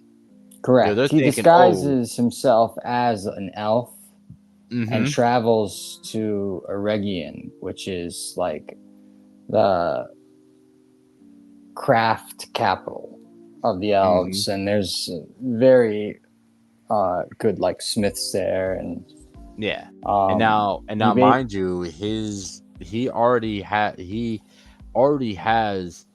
the skill of being a smith because of him working underneath what's it Aluli? Pretty much his Maiar. Yeah, exactly. His Valar. My bad. His Valar. Because he would be a Valar, and then Sauron is a Maiar. Sauron is a Maiar. Yeah, Sauron is a Maiar. So yeah, he's doing all this trickily. You know, he helped the dwarves make the rings, which which they used to amass their wealth and power. Although the greed ended up for gold led to the downfall, of course. Then the elves, how do you say it? The Celebrimbor? Celebrimbor, yeah. The Celebrimbor forged these rings using knowledge from Sauron. They were originally given to Gilgalad, Gilgalad, Galadriel, and Ceradan. But by the end of the Third Age, Elrond, Galadriel, and Gandalf were the keepers of the rings. So it pretty much changed hands. Two of the rings changed hands of the three rings that the elves had. And then, of course, the One Ring, the ruling ring, the One Ring to rule them all. Sauron forged his ring alone in Mount Doom in Mordor. It's the most famous ring and is said to be the One Ring to rule them all. So pretty much what he did, he helped all these other races create these rings and made sure that these rings were in the hands of the race's rulers, and then created his ring that had the ability to control the other rings. So as they were controlling those, so as the wielders were wearing these rings, when he put his ring on, he was able to control everyone who was wearing those rings. Now the thing is, he wasn't able to control the elves with those three rings. No. The elves were so strong in their mental will that the moment they felt, the rings calling to them, trying to take them over, they took them off. Yeah, they were very aware. Yeah, they're very self-aware. Because Sauron, at that point, they knew what Sauron was up to. Yeah, so it was they were already, they were already aware of some bullshit happening. Now the Dwarves, on the other hand, weren't that lucky. But the thing is, the Dwarves also weren't easily controlled. Yeah. Because they were so headstrong, strong-willed, the ring essentially didn't have much of an effect on them. But men, it had a massive effect on men. Yes. And because they had no strong will whatsoever. So when he used the ring, anyone that was wearing the ring that were given to the men, that was given to man, they were under his control, which is what really started the whole war that was going on. Yeah. Yep. Sauron basically wanted to do what Morgoth wanted to do, which is basically take over and corrupt all life.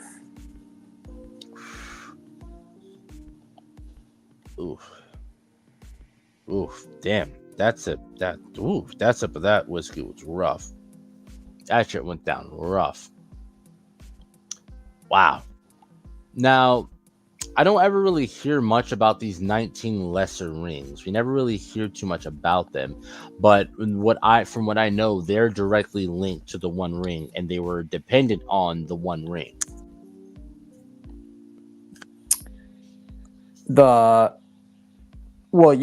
Yeah, because the One Ring's power basically gave Sauron the ability to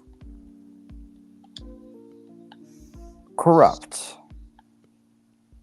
1, 4, 5, 6, 7, 8, 9, 10, 11, 12, 13, 14, 15, 16, 17, 18, 19, 20. Yeah, so 20. So it was, wow, there's actually a lot more rings than that. So there were 20 rings of power and then 19 lesser rings. Wow. So that's 39. No. Yes. 39. There's 39 rings in total. That's insane. That's a lot of fucking rings.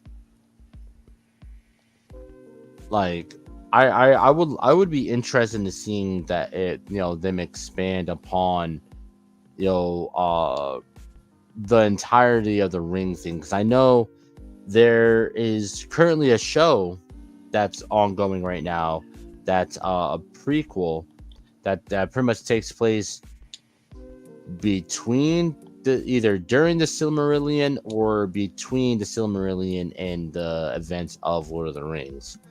And then there's another show that they're going to be coming out. So they're actually the first show. They're about to drop season 2 if they haven't already, and then they have another show that they're going to be dropping soon as well, which that's going to be pretty interesting. That's the show you're talking about. What was it? Rings of Power. Rings of Power. Is that the one that's currently on now? Or is that the second one? Yes. That's the one that's currently on now. Yep. All right. No, yeah, that makes sense.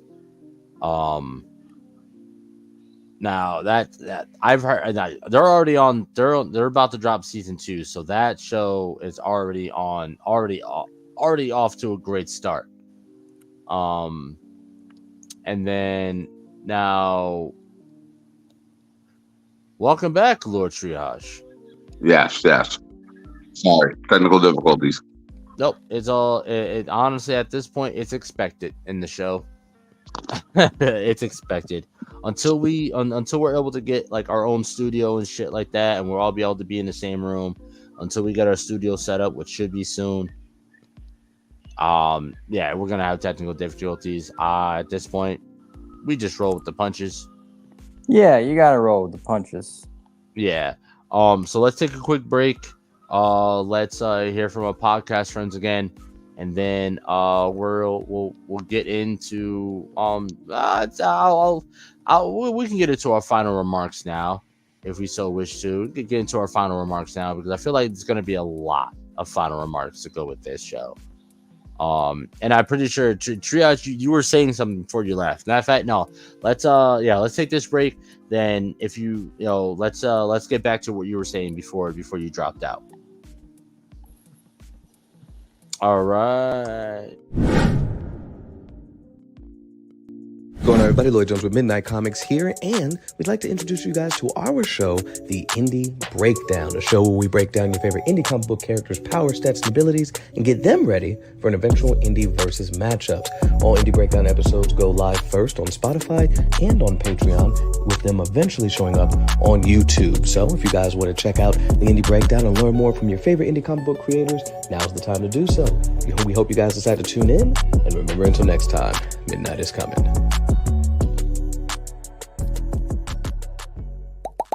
Hi, I go by Lady Mandalore, the creator of Roomful of Blurs. Do you have a whiteboard in your room? Do people get a glazed over look in their eye when you start to explain things to them? Well, come join me every Sunday at 7 p.m. Eastern Standard Time, where we can talk comics and get to know some new creators of color, only on YouTube and Twitch.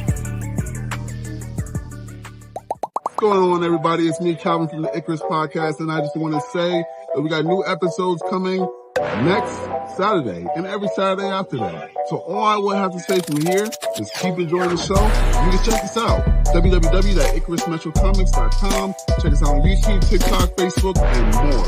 See y'all next time.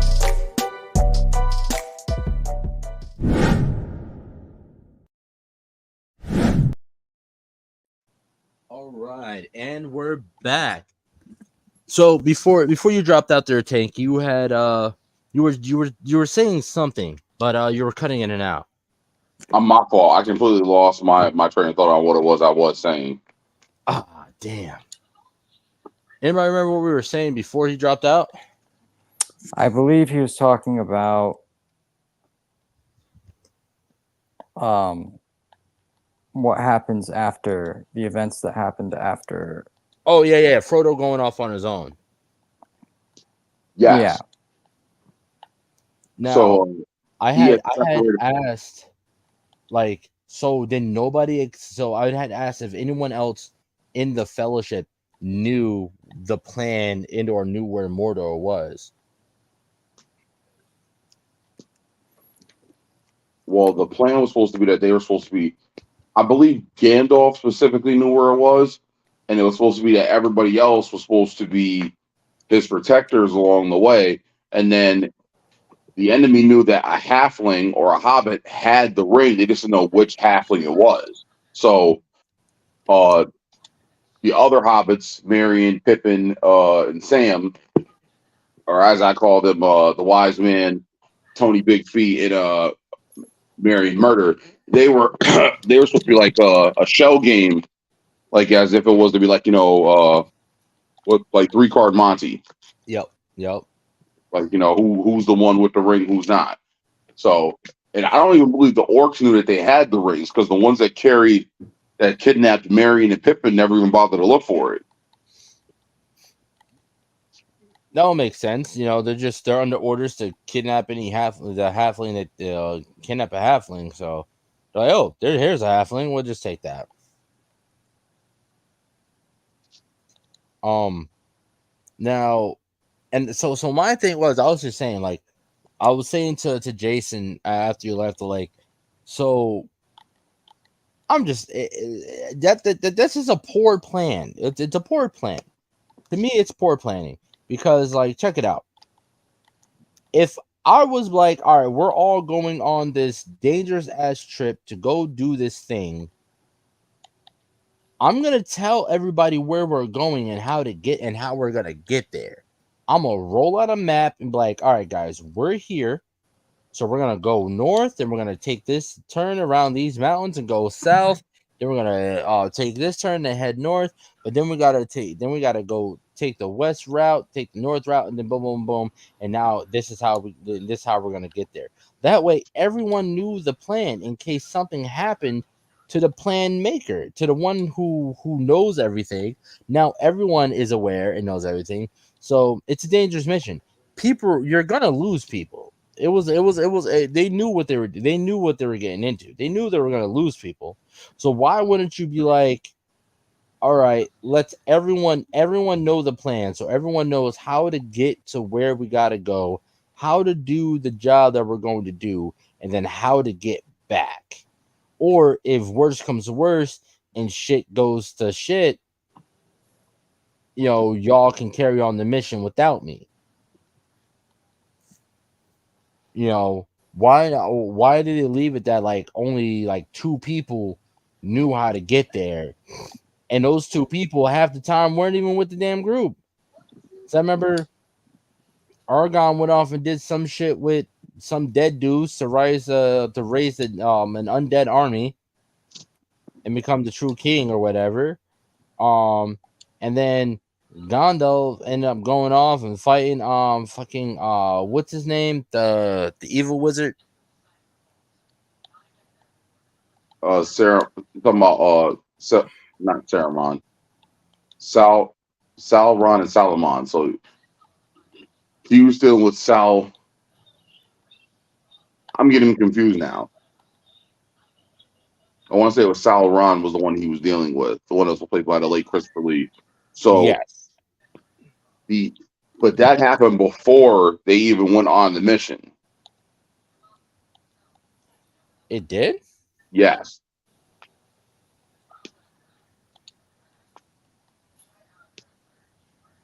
He went to go speak to him for his advisory, and then he realized that he was in league with the enemy. Oh.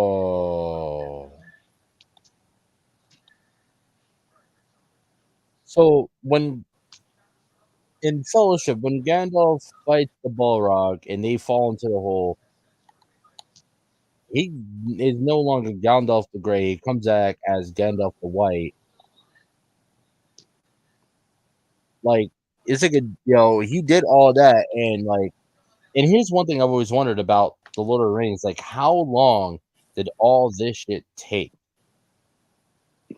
I want to say it was 3 years. Damn. Yeah, I'm sorry. At that point, I'm hiding that ring somewhere. Fuck destroying this shit. 3 years to be on this dangerous ass quest. I think it was. I'm pretty positive it was one, or like between a year and 18 months, Oh, really? I think. Between a year and 18 months. All right, now that makes more sense, and that would be more feasible.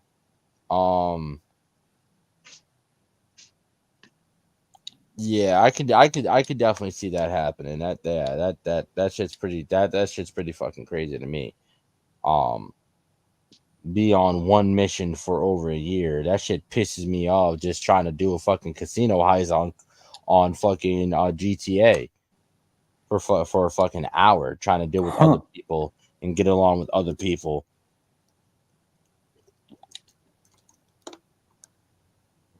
So to be on one mission, and the other thing is like, you got to think about like to be a hobbit, to go from the carefree, chilling out in the Shire, you know, no problems, Hakuna Matata and shit like that, to now, hey, yo, the fate of the free world is on your shoulders. By the way, there's monsters that are after you, trying to kill you because you picked up this piece of jewelry that you weren't even supposed to fucking have in the first place. But this nigga Gandalf decided that he was gonna show up to your crib unannounced. Yeah, now you and your three homies are dealing with bullshit. Yeah, nah. Yeah, and so you got to think about like how that could affect someone who's used to a life of carefree. That's a big switch up. To now you're running from fucking invisible undead knights. You're fucking, dealing with fucking orcs, dealing with all these other monsters, running into a fucking giant spider that almost actually kills you. And that's some bullshit. All the shit that Frodo goes through, all the shit that he goes through just to almost die to a spider. Hey, that wasn't no ordinary spider. Shelob was no joke. That And big this is bitch. why I burned The every last spider I find. descendant of Ungulon. Ungulon was the spider that Morgoth used to drain the trees of lights. Well, damn. Damn. Well, again, Yes. and everybody wonders why I kill every spider I find with fire. It's because shit like that. So I never have to deal with a situation of a spider getting too big to the point where it can literally eat a human whole if it so wished to. All praises to it, Nancy.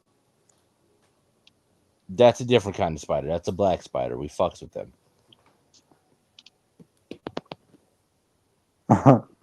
But like, yeah, no. Any other, no. No. I personally couldn't really watch that scene too much. I really couldn't watch it too heavy. I just had to like keep peeking at it because my arachnophobia is so fucking wild. Yeah, it's a pretty. If you have arachnophobia, that would be a very difficult scene to watch. Yeah, I remember when I first fucking watched Chamber of Secrets. When I first watched Harry Potter Chamber of Secrets, and the fucking fucking what's his name? Aragorn. Fucking the fucking Aragorn scene came, bro. My parents were pissed because I broke the TV. Because I wasn't expecting a bunch of giant ass spiders. And so when the big reveal came about for him, I chucked my remote. I chucked the remote. Yeah. Yep. Like, it's so bad that I could be laying there and hear the word spider in my sleep, and now I'm dreaming about spiders type shit. Like, that's goddamn. crazy. Yeah. Nah, yeah. I don't fuck with the only arachnid that I fucks with is a scorpion. That's it. That's the only arachnid that I fuck with. because you already know all of them are poisonous. All of them can kill you in one way, shape, or form if they hit you enough. You know, either one can kill you in one sting, or the little ones. Actually, the little ones are more potent than the big ones. So at least you know with scorpions. Spiders, there's so many different kinds of shapes, sizes, and species, and they can be the same species, but a different genus or whatever, or a different genus and the same species. I don't know, the same. I don't know, but motherfucker, you could be thinking you looking at a fucking just a regular old brown spider. Oh, it's a brown recluse. You know, I mean, but you never know. You know what? I'll say it this way. I treat spiders the same way I treat cops. Nigga, I'm waiting to see where this is going. Keep going. I leave them all alone because, unlike snakes will tell you which ones are venomous. Usually. Either rattlesnakes have a rattle. You can tell by the shape of their head. You can, and their colors are so bright and their patterns are so bright that you can tell. Right? Or if it's big as hell, you probably don't want to fuck with it because it probably can eat you whole. Right? So spiders is different. It's kind of the same. So, like with spiders, a lot of times they'll tell you, they'll have bright colors and shit like that, or super dark, or they'll have a certain design on them or whatever. But the spiders are so small that you can never tell which ones are poisonous and which ones are venomous and which ones are not. And by the time you get close enough to them, boom, you got two holes in you, just like a cop. You never know which cops are good, which cops are bad, but by the time you get too close, next thing you know, you got two holes in you.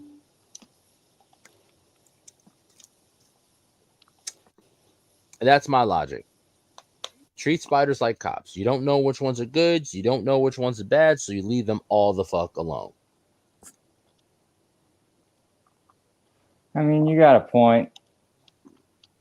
You never know. You know what I mean? You never know. You could run into a dope ass cop who's really cool. He does his job the way he's supposed to be done. Or you could run into a corrupt cop, an asshole cop. And next thing you know, you're laying down, face down on the ground with two holes in your back.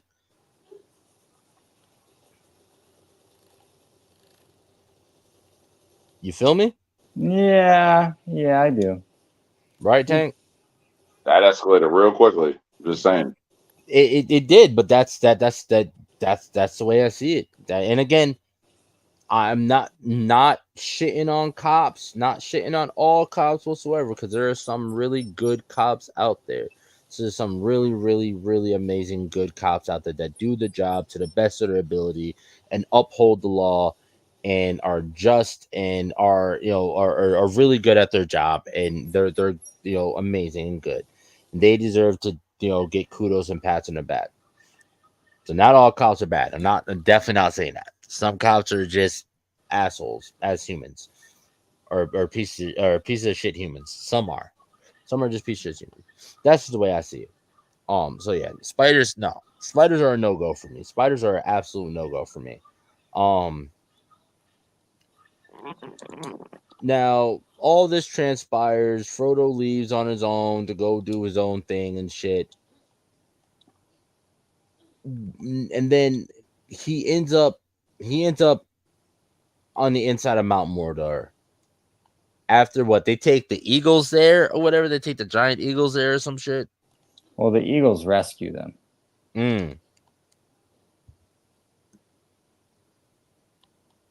After they drop the ring in, the volcano erupts, and they jump out and land on a rock, and they're surrounded by flowing lava, and then eagles come and rescue them. Okay.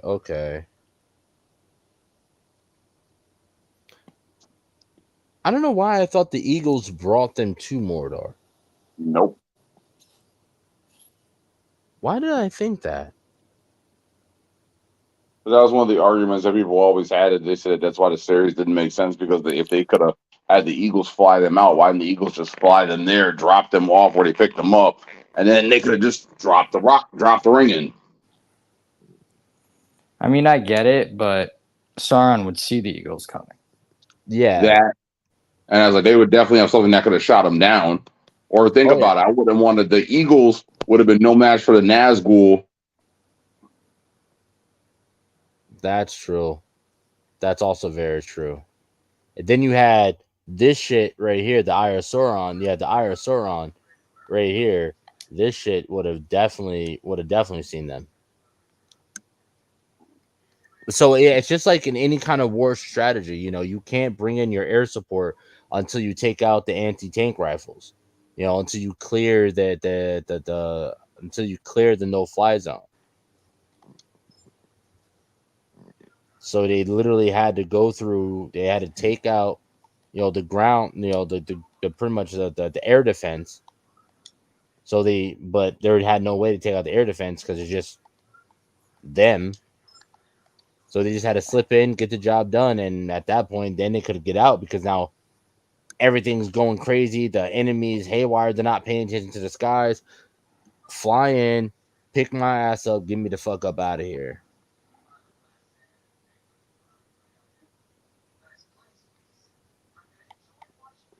Yeah, I don't know. No, go ahead. No, I get what you're saying. I do. Now, does anyone have so Triage? What is your overall thoughts and feelings on the Lord of the Rings as a whole? How does it make you feel? What are the thoughts you get from it? Were maybe some lessons probably learned from it, some text to reality, type shit going on? You know what I'm saying? Yeah.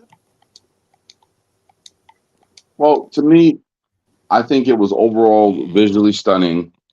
I think the material is very creative, very original. There's no point in time in the series I was bored or I wasn't invested to see what happened next. The only thing that I was always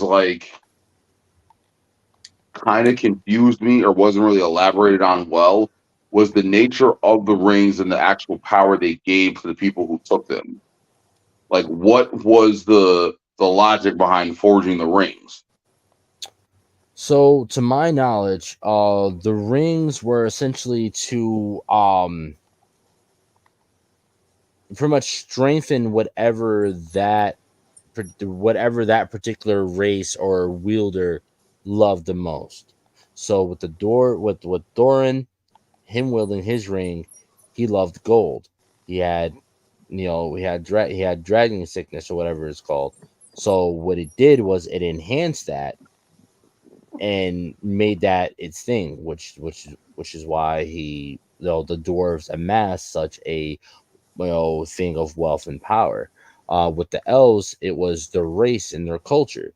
They felt like with the awakening of the humans of the human race, that it would be the downfall of the elves. So what ended up happening with that, the ring ended up giving them everlasting life. It protected their culture, their land itself prospered and grew, continuously.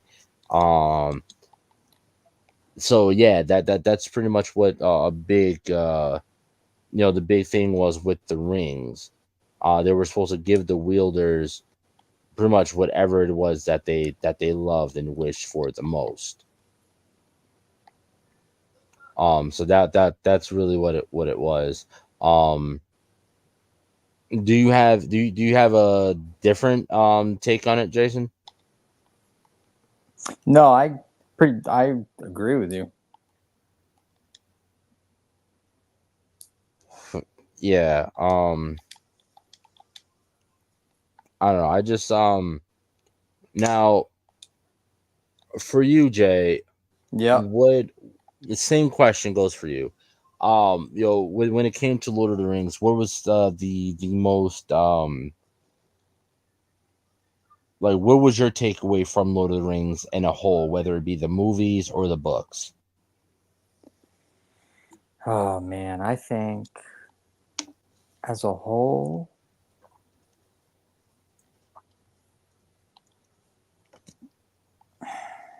I think it created a world that people could escape into that was never imagined or seen before. And that's why I think it was so loved. I know for me, when I first read it, saw it, I mean, I got lost in it. And then to me, I just like it so much because it's so, it is a world. It's a completely different world made up by someone's mind. And it's just beautiful, amazing, work of art. Now, since Triage is back, what was the last thing you heard me say, brother? You were going on with the elaboration of the rings and what they meant to each different races. Yeah, so the overall idea of the rings and what pretty much Sauron sold them as was pretty much a way to attain and keep what that specific wielder loved the most. So when it came, like I said, when it came to the dwarves, it was gold, thus their wealth and power grew. Sorry, excuse me. When it came to the elves, they coveted their race and their land because they feared that with the awakening of the humans, that it would be pretty much the ending of them. So what the ring did, it gave the elves and the wielders, all the elves, everlasting life, and and pretty much their culture prospered throughout the ages. So pretty much it gives the wielders what they want most. And again, that's what Sauron sold it as, without letting on that on the backside of it all, with him having the One Ring, he then will be able to control their minds and make them do what he wants. The problem was the elves were too strong. Their mental willpower and shit were too strong to be bent by the rings. So the moment Sauron went to enact his plan and put the One Ring on to control them, the elves felt it and immediately took the rings off. Yeah. The dwarves, on the other hand, it wasn't a fact that they felt it and then took the rings off. They were just too strong-willed mentally to be controlled. So it didn't have any effect on them. Man, on the other hand, were just melted at the ring's will. Yeah. Men were relatively weak to the influence of the ring. So with that, that's pretty much what the whole idea behind the rings were. Now,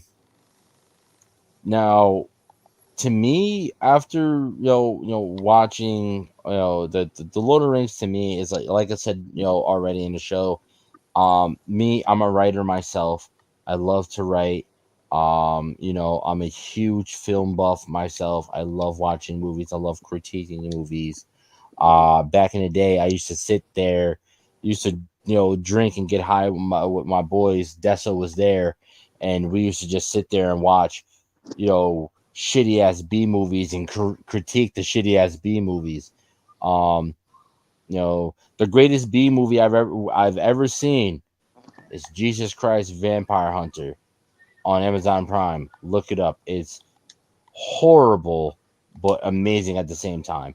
But so for me, watching Lord of the Rings, it was the budget that they had and just the visuals that they were able to successfully accomplish in the films, how intricate the stories were, and then finding out that the full cut of the movie is like the full cut of each movie. The movie ends up going from a 2-hour film to like a 4-hour film, each one of them. Which is like the uncut versions. Yeah, with all the added scenes that they didn't get rid of. Yeah, it's like 4 hours for each movie. And then the star power that was in the fucking star power. Oh my god. The star power that they had for actors, absolutely fucking amazing. And then just like I said, the visuals, it was just visually stunning. The cinematography, stunning. And then again, just the writing, and the books in general just were pioneers for all medieval and just fantasy style fiction. Overall, it literally defined a generation. Literally defined a generation, like to the point where you watch Falcon and Winter Soldier. Yeah. Yep. Bucky, who literally was alive during what was it? Cap was going through World War II or one that Captain America was in. Two. Yeah. Yep. So literally Bucky Barnes mentions Lord of the Rings and he says, yeah, I saw Lord of the Rings when the books first came out.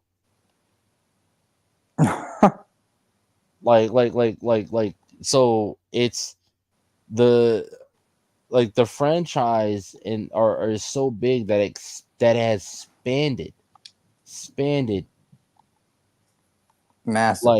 massively throughout the ages, and Tolkien's work is something that's going to continue to be talked about ages after this show. Yeah, literally. Like when did the first book come out? Oh my god, the book. I don't know when the book came out. It was it the Hobbit franchise, the Hobbit storyline came first, right? Yeah. Yeah. So and then the Lord of the Rings, so from my understanding is that the Lord of the Rings was essentially the time frame it takes place is pretty much the death of magic. Essentially, that's the way it was stated. The Lord of the Rings is supposed to be the awakening and the rising of man and the death of magic. Yeah, yeah. So, let's see. It came out. It was published in 1937. Wow. Fucking 1937. That is crazy. Yeah, that's a lot. And then for that book to still resonate with people to this day. Let me see. How long ago was that? That was 87 years ago. One of the greatest literary works ever produced. 87 years. 8 decades. 8 decades. It's amazing. The impact of this book has spanned 8 fucking decades, going on 9. Going on 9. What? 87, 88, 89, 90.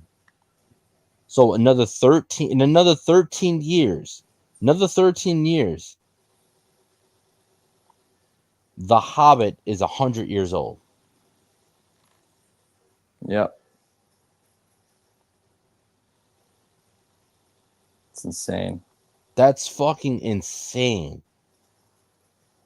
That is insane.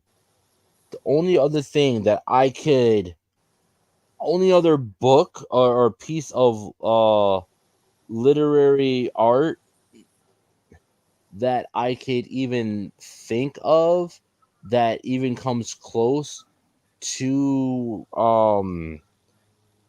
pretty much the how do I say how you say it, the impact. Yeah, that's a good way to describe it. Yeah, the only other piece of literary art that I can say that has had a bigger impact than Lord of the Rings is Journey to the West, which was published in 1592. That came out in 1592. Yeah, that's incredible. Over 400 years old. That's a book that's over 400 years old. And they are still making movies and books and games that are based off this piece of literary work. Yeah. Yeah, that's astonishing. Absolutely astonishing.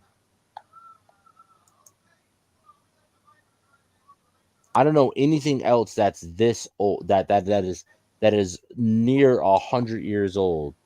A piece of literary work that is 100 years old that has made such a historical impact.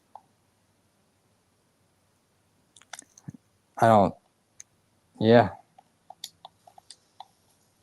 Literally, like just to even bring up the idea. Look. So Journey to the West, right? Journey to the West. The main character is the Monkey King, Wukong, right? Or the Monkey King. Okay. That alone, that one character alone, Sun Wukong was the basis for one of the greatest fucking anime characters of all fucking time. Am I right or wrong, Deso? Right. You know exactly who the fuck I'm talking about. So who else is extremely powerful, rides on a cloud, uses a staff, and has a tail? I mean, nobody. Goku. Son Goku. So Goku is literally a reimagining of Sun Wukong. His name is Son Goku. Oh my god, you're right. Yeah, Goku is the monkey. Is a iteration of the Monkey King. Yeah, you're right. That's crazy. I never realized that.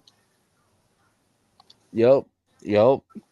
And Dragon Ball Z alone has inspired, and even with that, Dragon Ball Z has completely pretty much it literally landscaped anime as we know it today. Yeah, absolutely. And Tolkien's work has literally done the same exact thing for fantasy novels, for medieval fantasy novels, for just anything that has to do with that includes these mythical creatures, elves, dragons, orcs, dwarves, hobbits, and the list goes on of all these different creatures. Even his imagining of elves. Yeah. Majority of fantasy work that you see somebody use elves they are they're all this high and mighty upper class. Fucking Will Smith's Bright. If you look at the elf, Wolfness. Will Smith, look, it's on Netflix. It's called Bright. You ever see it? You ever watch it? Yes. Fucking, it was actually a really, really, really, really, really good movie. It was. I liked it. Yeah, I would really like to see a Bright too, but even then, if you look at the elves in Bright, which is supposed to be a modern run, if like mythical creatures had never died off and magic had never left the world, and dragons and orcs and everything like that were still around to modern day. But if you look at the elves, they're still high and mighty, but they're modern high and mighty. They're the rich, they're the famous, they're the suits, the ones that live in the big fancy skyscrapers. And that's the same thing with the elves in Tolkien. They are high, mighty, above all, gorgeous, elegant dress wear, tiaras, crowns, rings. You know what I mean? They're beautiful. They're gorgeous. Yeah, perfect. So literally, the work of J.R.R. Tolkien has spanned almost 100 years. He's 13 years away. 13 years away. Less than a decade and a half away from being 100 years old and still influencing literature and media to this day. Yeah, it's fucking mind-blowing. One man has made that change. One man. Yep. It's incredible. Yeah, so that's what Lord of the Rings really means to me. It means it shows that one man's thoughts could literally change the landscape of the world. Quite literally. And touch the hearts of millions. Just like Journey to the West. Journey to the West was created in order to pretty much inspire the people of the time while they're under the oppressive rule during that time. And it literally changed the landscape of an entire nation. And it has continued to be replicated, emulated, reincarnated over almost 500 years. Which is just insane. A book that was published in the 16th century. Wow.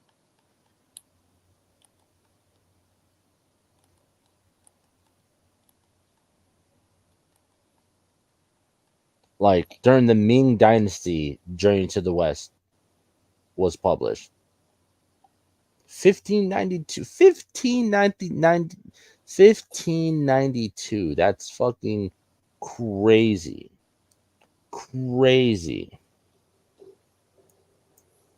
And the list goes on of all the different adaptations of that book, from stage plays to films to television series, the comic adaptations to mentions in music.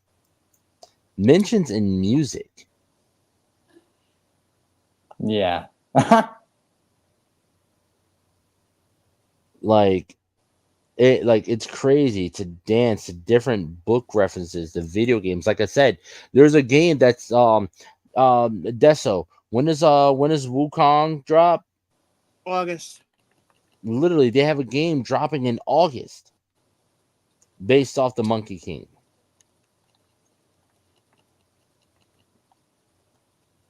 That's fucking crazy. Crazy. A character that was created in 1592 getting their own game in 2024. Yeah, that's insane. Insanity at its finest. But yeah, so it's absolutely fucking amazing. I love the series. It's so awesome, so fun, and I can't wait to see what they're gonna do next. I'm planning on sitting down and watching Rings of Power really soon once the Acolyte is over. That's next on my list. And I plan on watching the next series when they drop the next series as well. Because they got 2 series that they're gonna drop. Yeah, yep. They are. So it's gonna be great. Before we head on out, let's take one more break. Listen to hear from our friends, and we'll round off the show.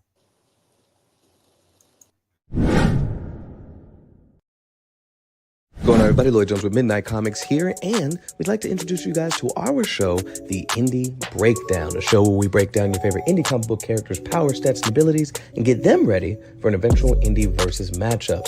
All Indie Breakdown episodes go live first on Spotify and on Patreon, with them eventually showing up on YouTube. So if you guys want to check out The Indie Breakdown and learn more from your favorite indie comic book creators, now's the time to do so.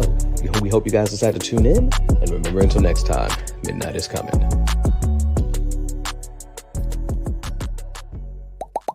Hi, I go by Lady Mandalore, the creator of Roomful of Blurs. Do you have a whiteboard in your room? Do people get a glazed over look in their eye when you start to explain things to them? Well, come join me every Sunday at 7 p.m. Eastern Standard Time, where we can talk comics and get to know some new creators of color, only on YouTube and Twitch. What's going on, everybody? It's me, Calvin, from the Icarus Podcast, and I just want to say that we got new episodes coming next Saturday and every Saturday after that. So all I will have to say from here is keep enjoying the show. You can check us out, www.icarusmetrocomics.com. Check us out on YouTube, TikTok, Facebook, and more. See y'all next time.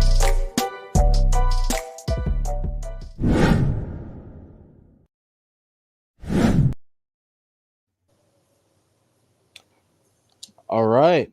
Yeah, that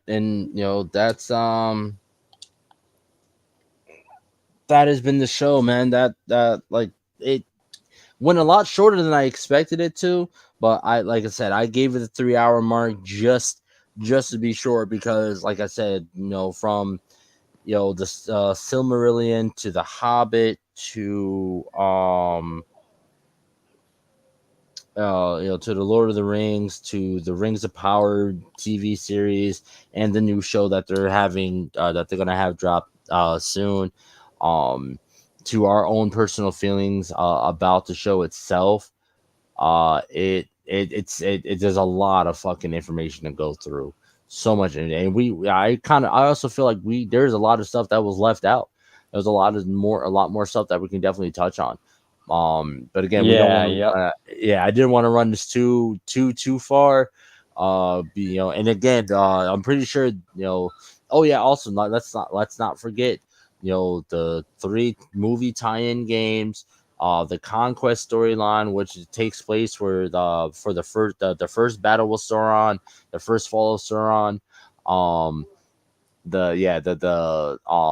Battle for Middle Earth. I think that's what it was called. Yeah, Battle for Middle Earth. Yep. Yeah, Battle for Middle Earth, and then the real-time strategy game was the Conquest.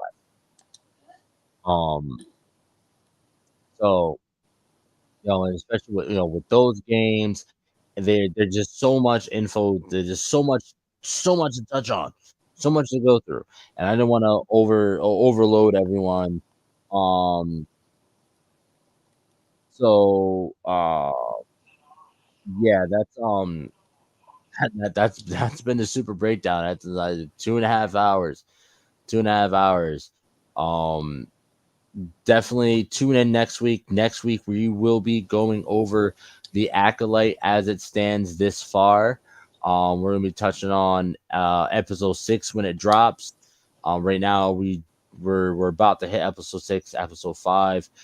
Whoo, what a goddamn episode. Episode 5, what an episode of the Acolyte. Absolutely amazing. Um Someone honestly, I'm gonna say this. I'm gonna say this before we even do the show. Episode 5 of the Acolyte had some of the best lightsaber fighting that we've seen since the prequels. Yes, agreed. Like the fucking the last 3 movies, lightsaber fighting was trash.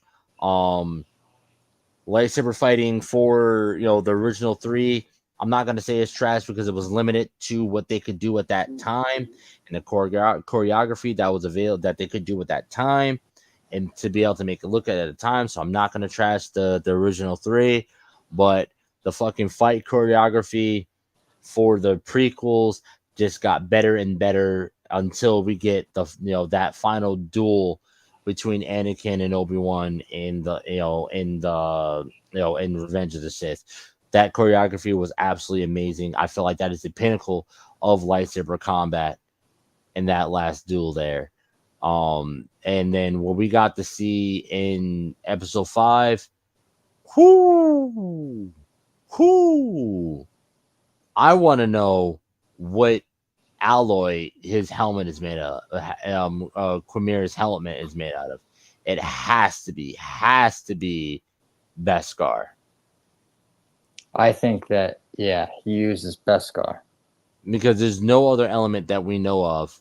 No other element that we know of thus far in the Star Wars universe that can withstand a lightsaber.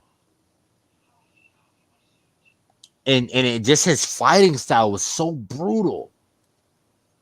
Yeah, he reverse saber. Yes, the reverse saber.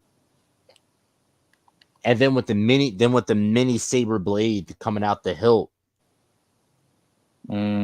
Like he was ruthless. His saber combat was absolutely ruthless. It was pure offense. Yeah. Like he was using his head to disable their sabers. Yeah. Like this absolutely is just fucking ridiculous, man.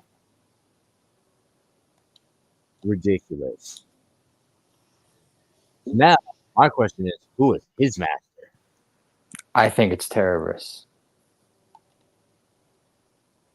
Darth Terebrus? Because he has not found Plagueis yet.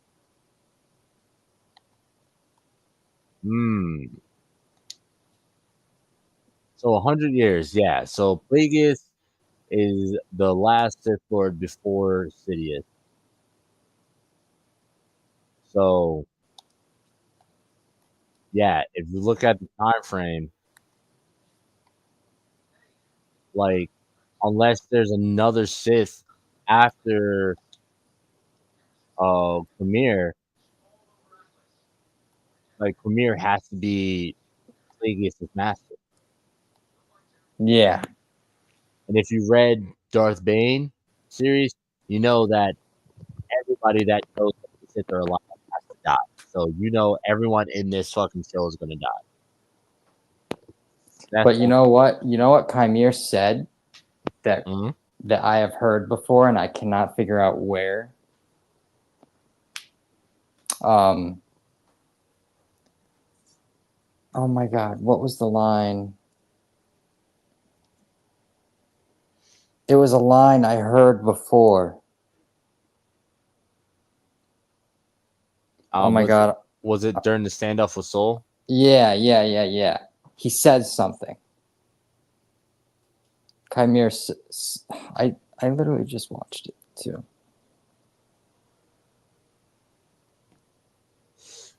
Was it when he grabs up May? No, I'm gonna have to figure it out. I'm gonna have to look. All right, well, you down to be on next week? Yeah. All right, shit, and then next Sunday it is Darth Legacy coming back for round 2. It's all about Acolyte.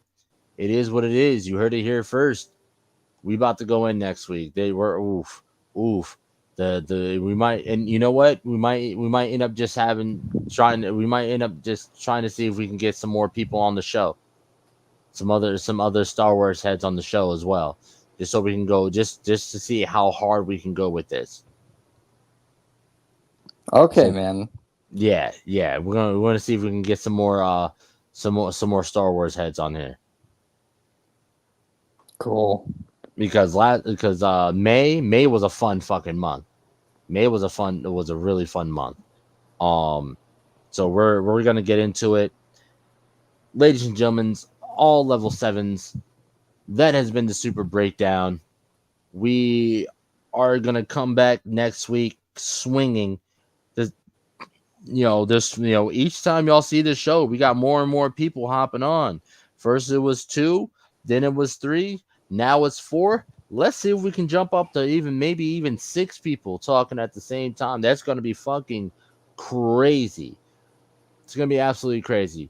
So again, tune in next week for we break down Acolyte as it stands now. The last 6 episodes. Because by the time we do the show, there's going to be 6 episodes out. So yeah, tune in. It's going to be great. We're going to have a good old fucking time as motherfucking usual. I'm going to be drinking. I'm going to have a good time. We all going to have a good time. So yeah, tune in next week. Pour yourself up a glass. Roll yourself up a blunt. Spark that shit. Drink that shit. We're going to tune in next week. And until next time, remember, 1, peace is a motherfucking lie. There is only passion. And 2, fuck prep time. Oh yeah, before we go, check out our website, our merch site. We have 4 new pieces of apparel up there. Our Bo-Katan 2%. If you know, you know. And our level 7 merch is up there as well. Both t-shirts and sweatshirts for both. Go check it out. thesuperbreakdown.com. We love y'all, and we will see y'all next week. Peace.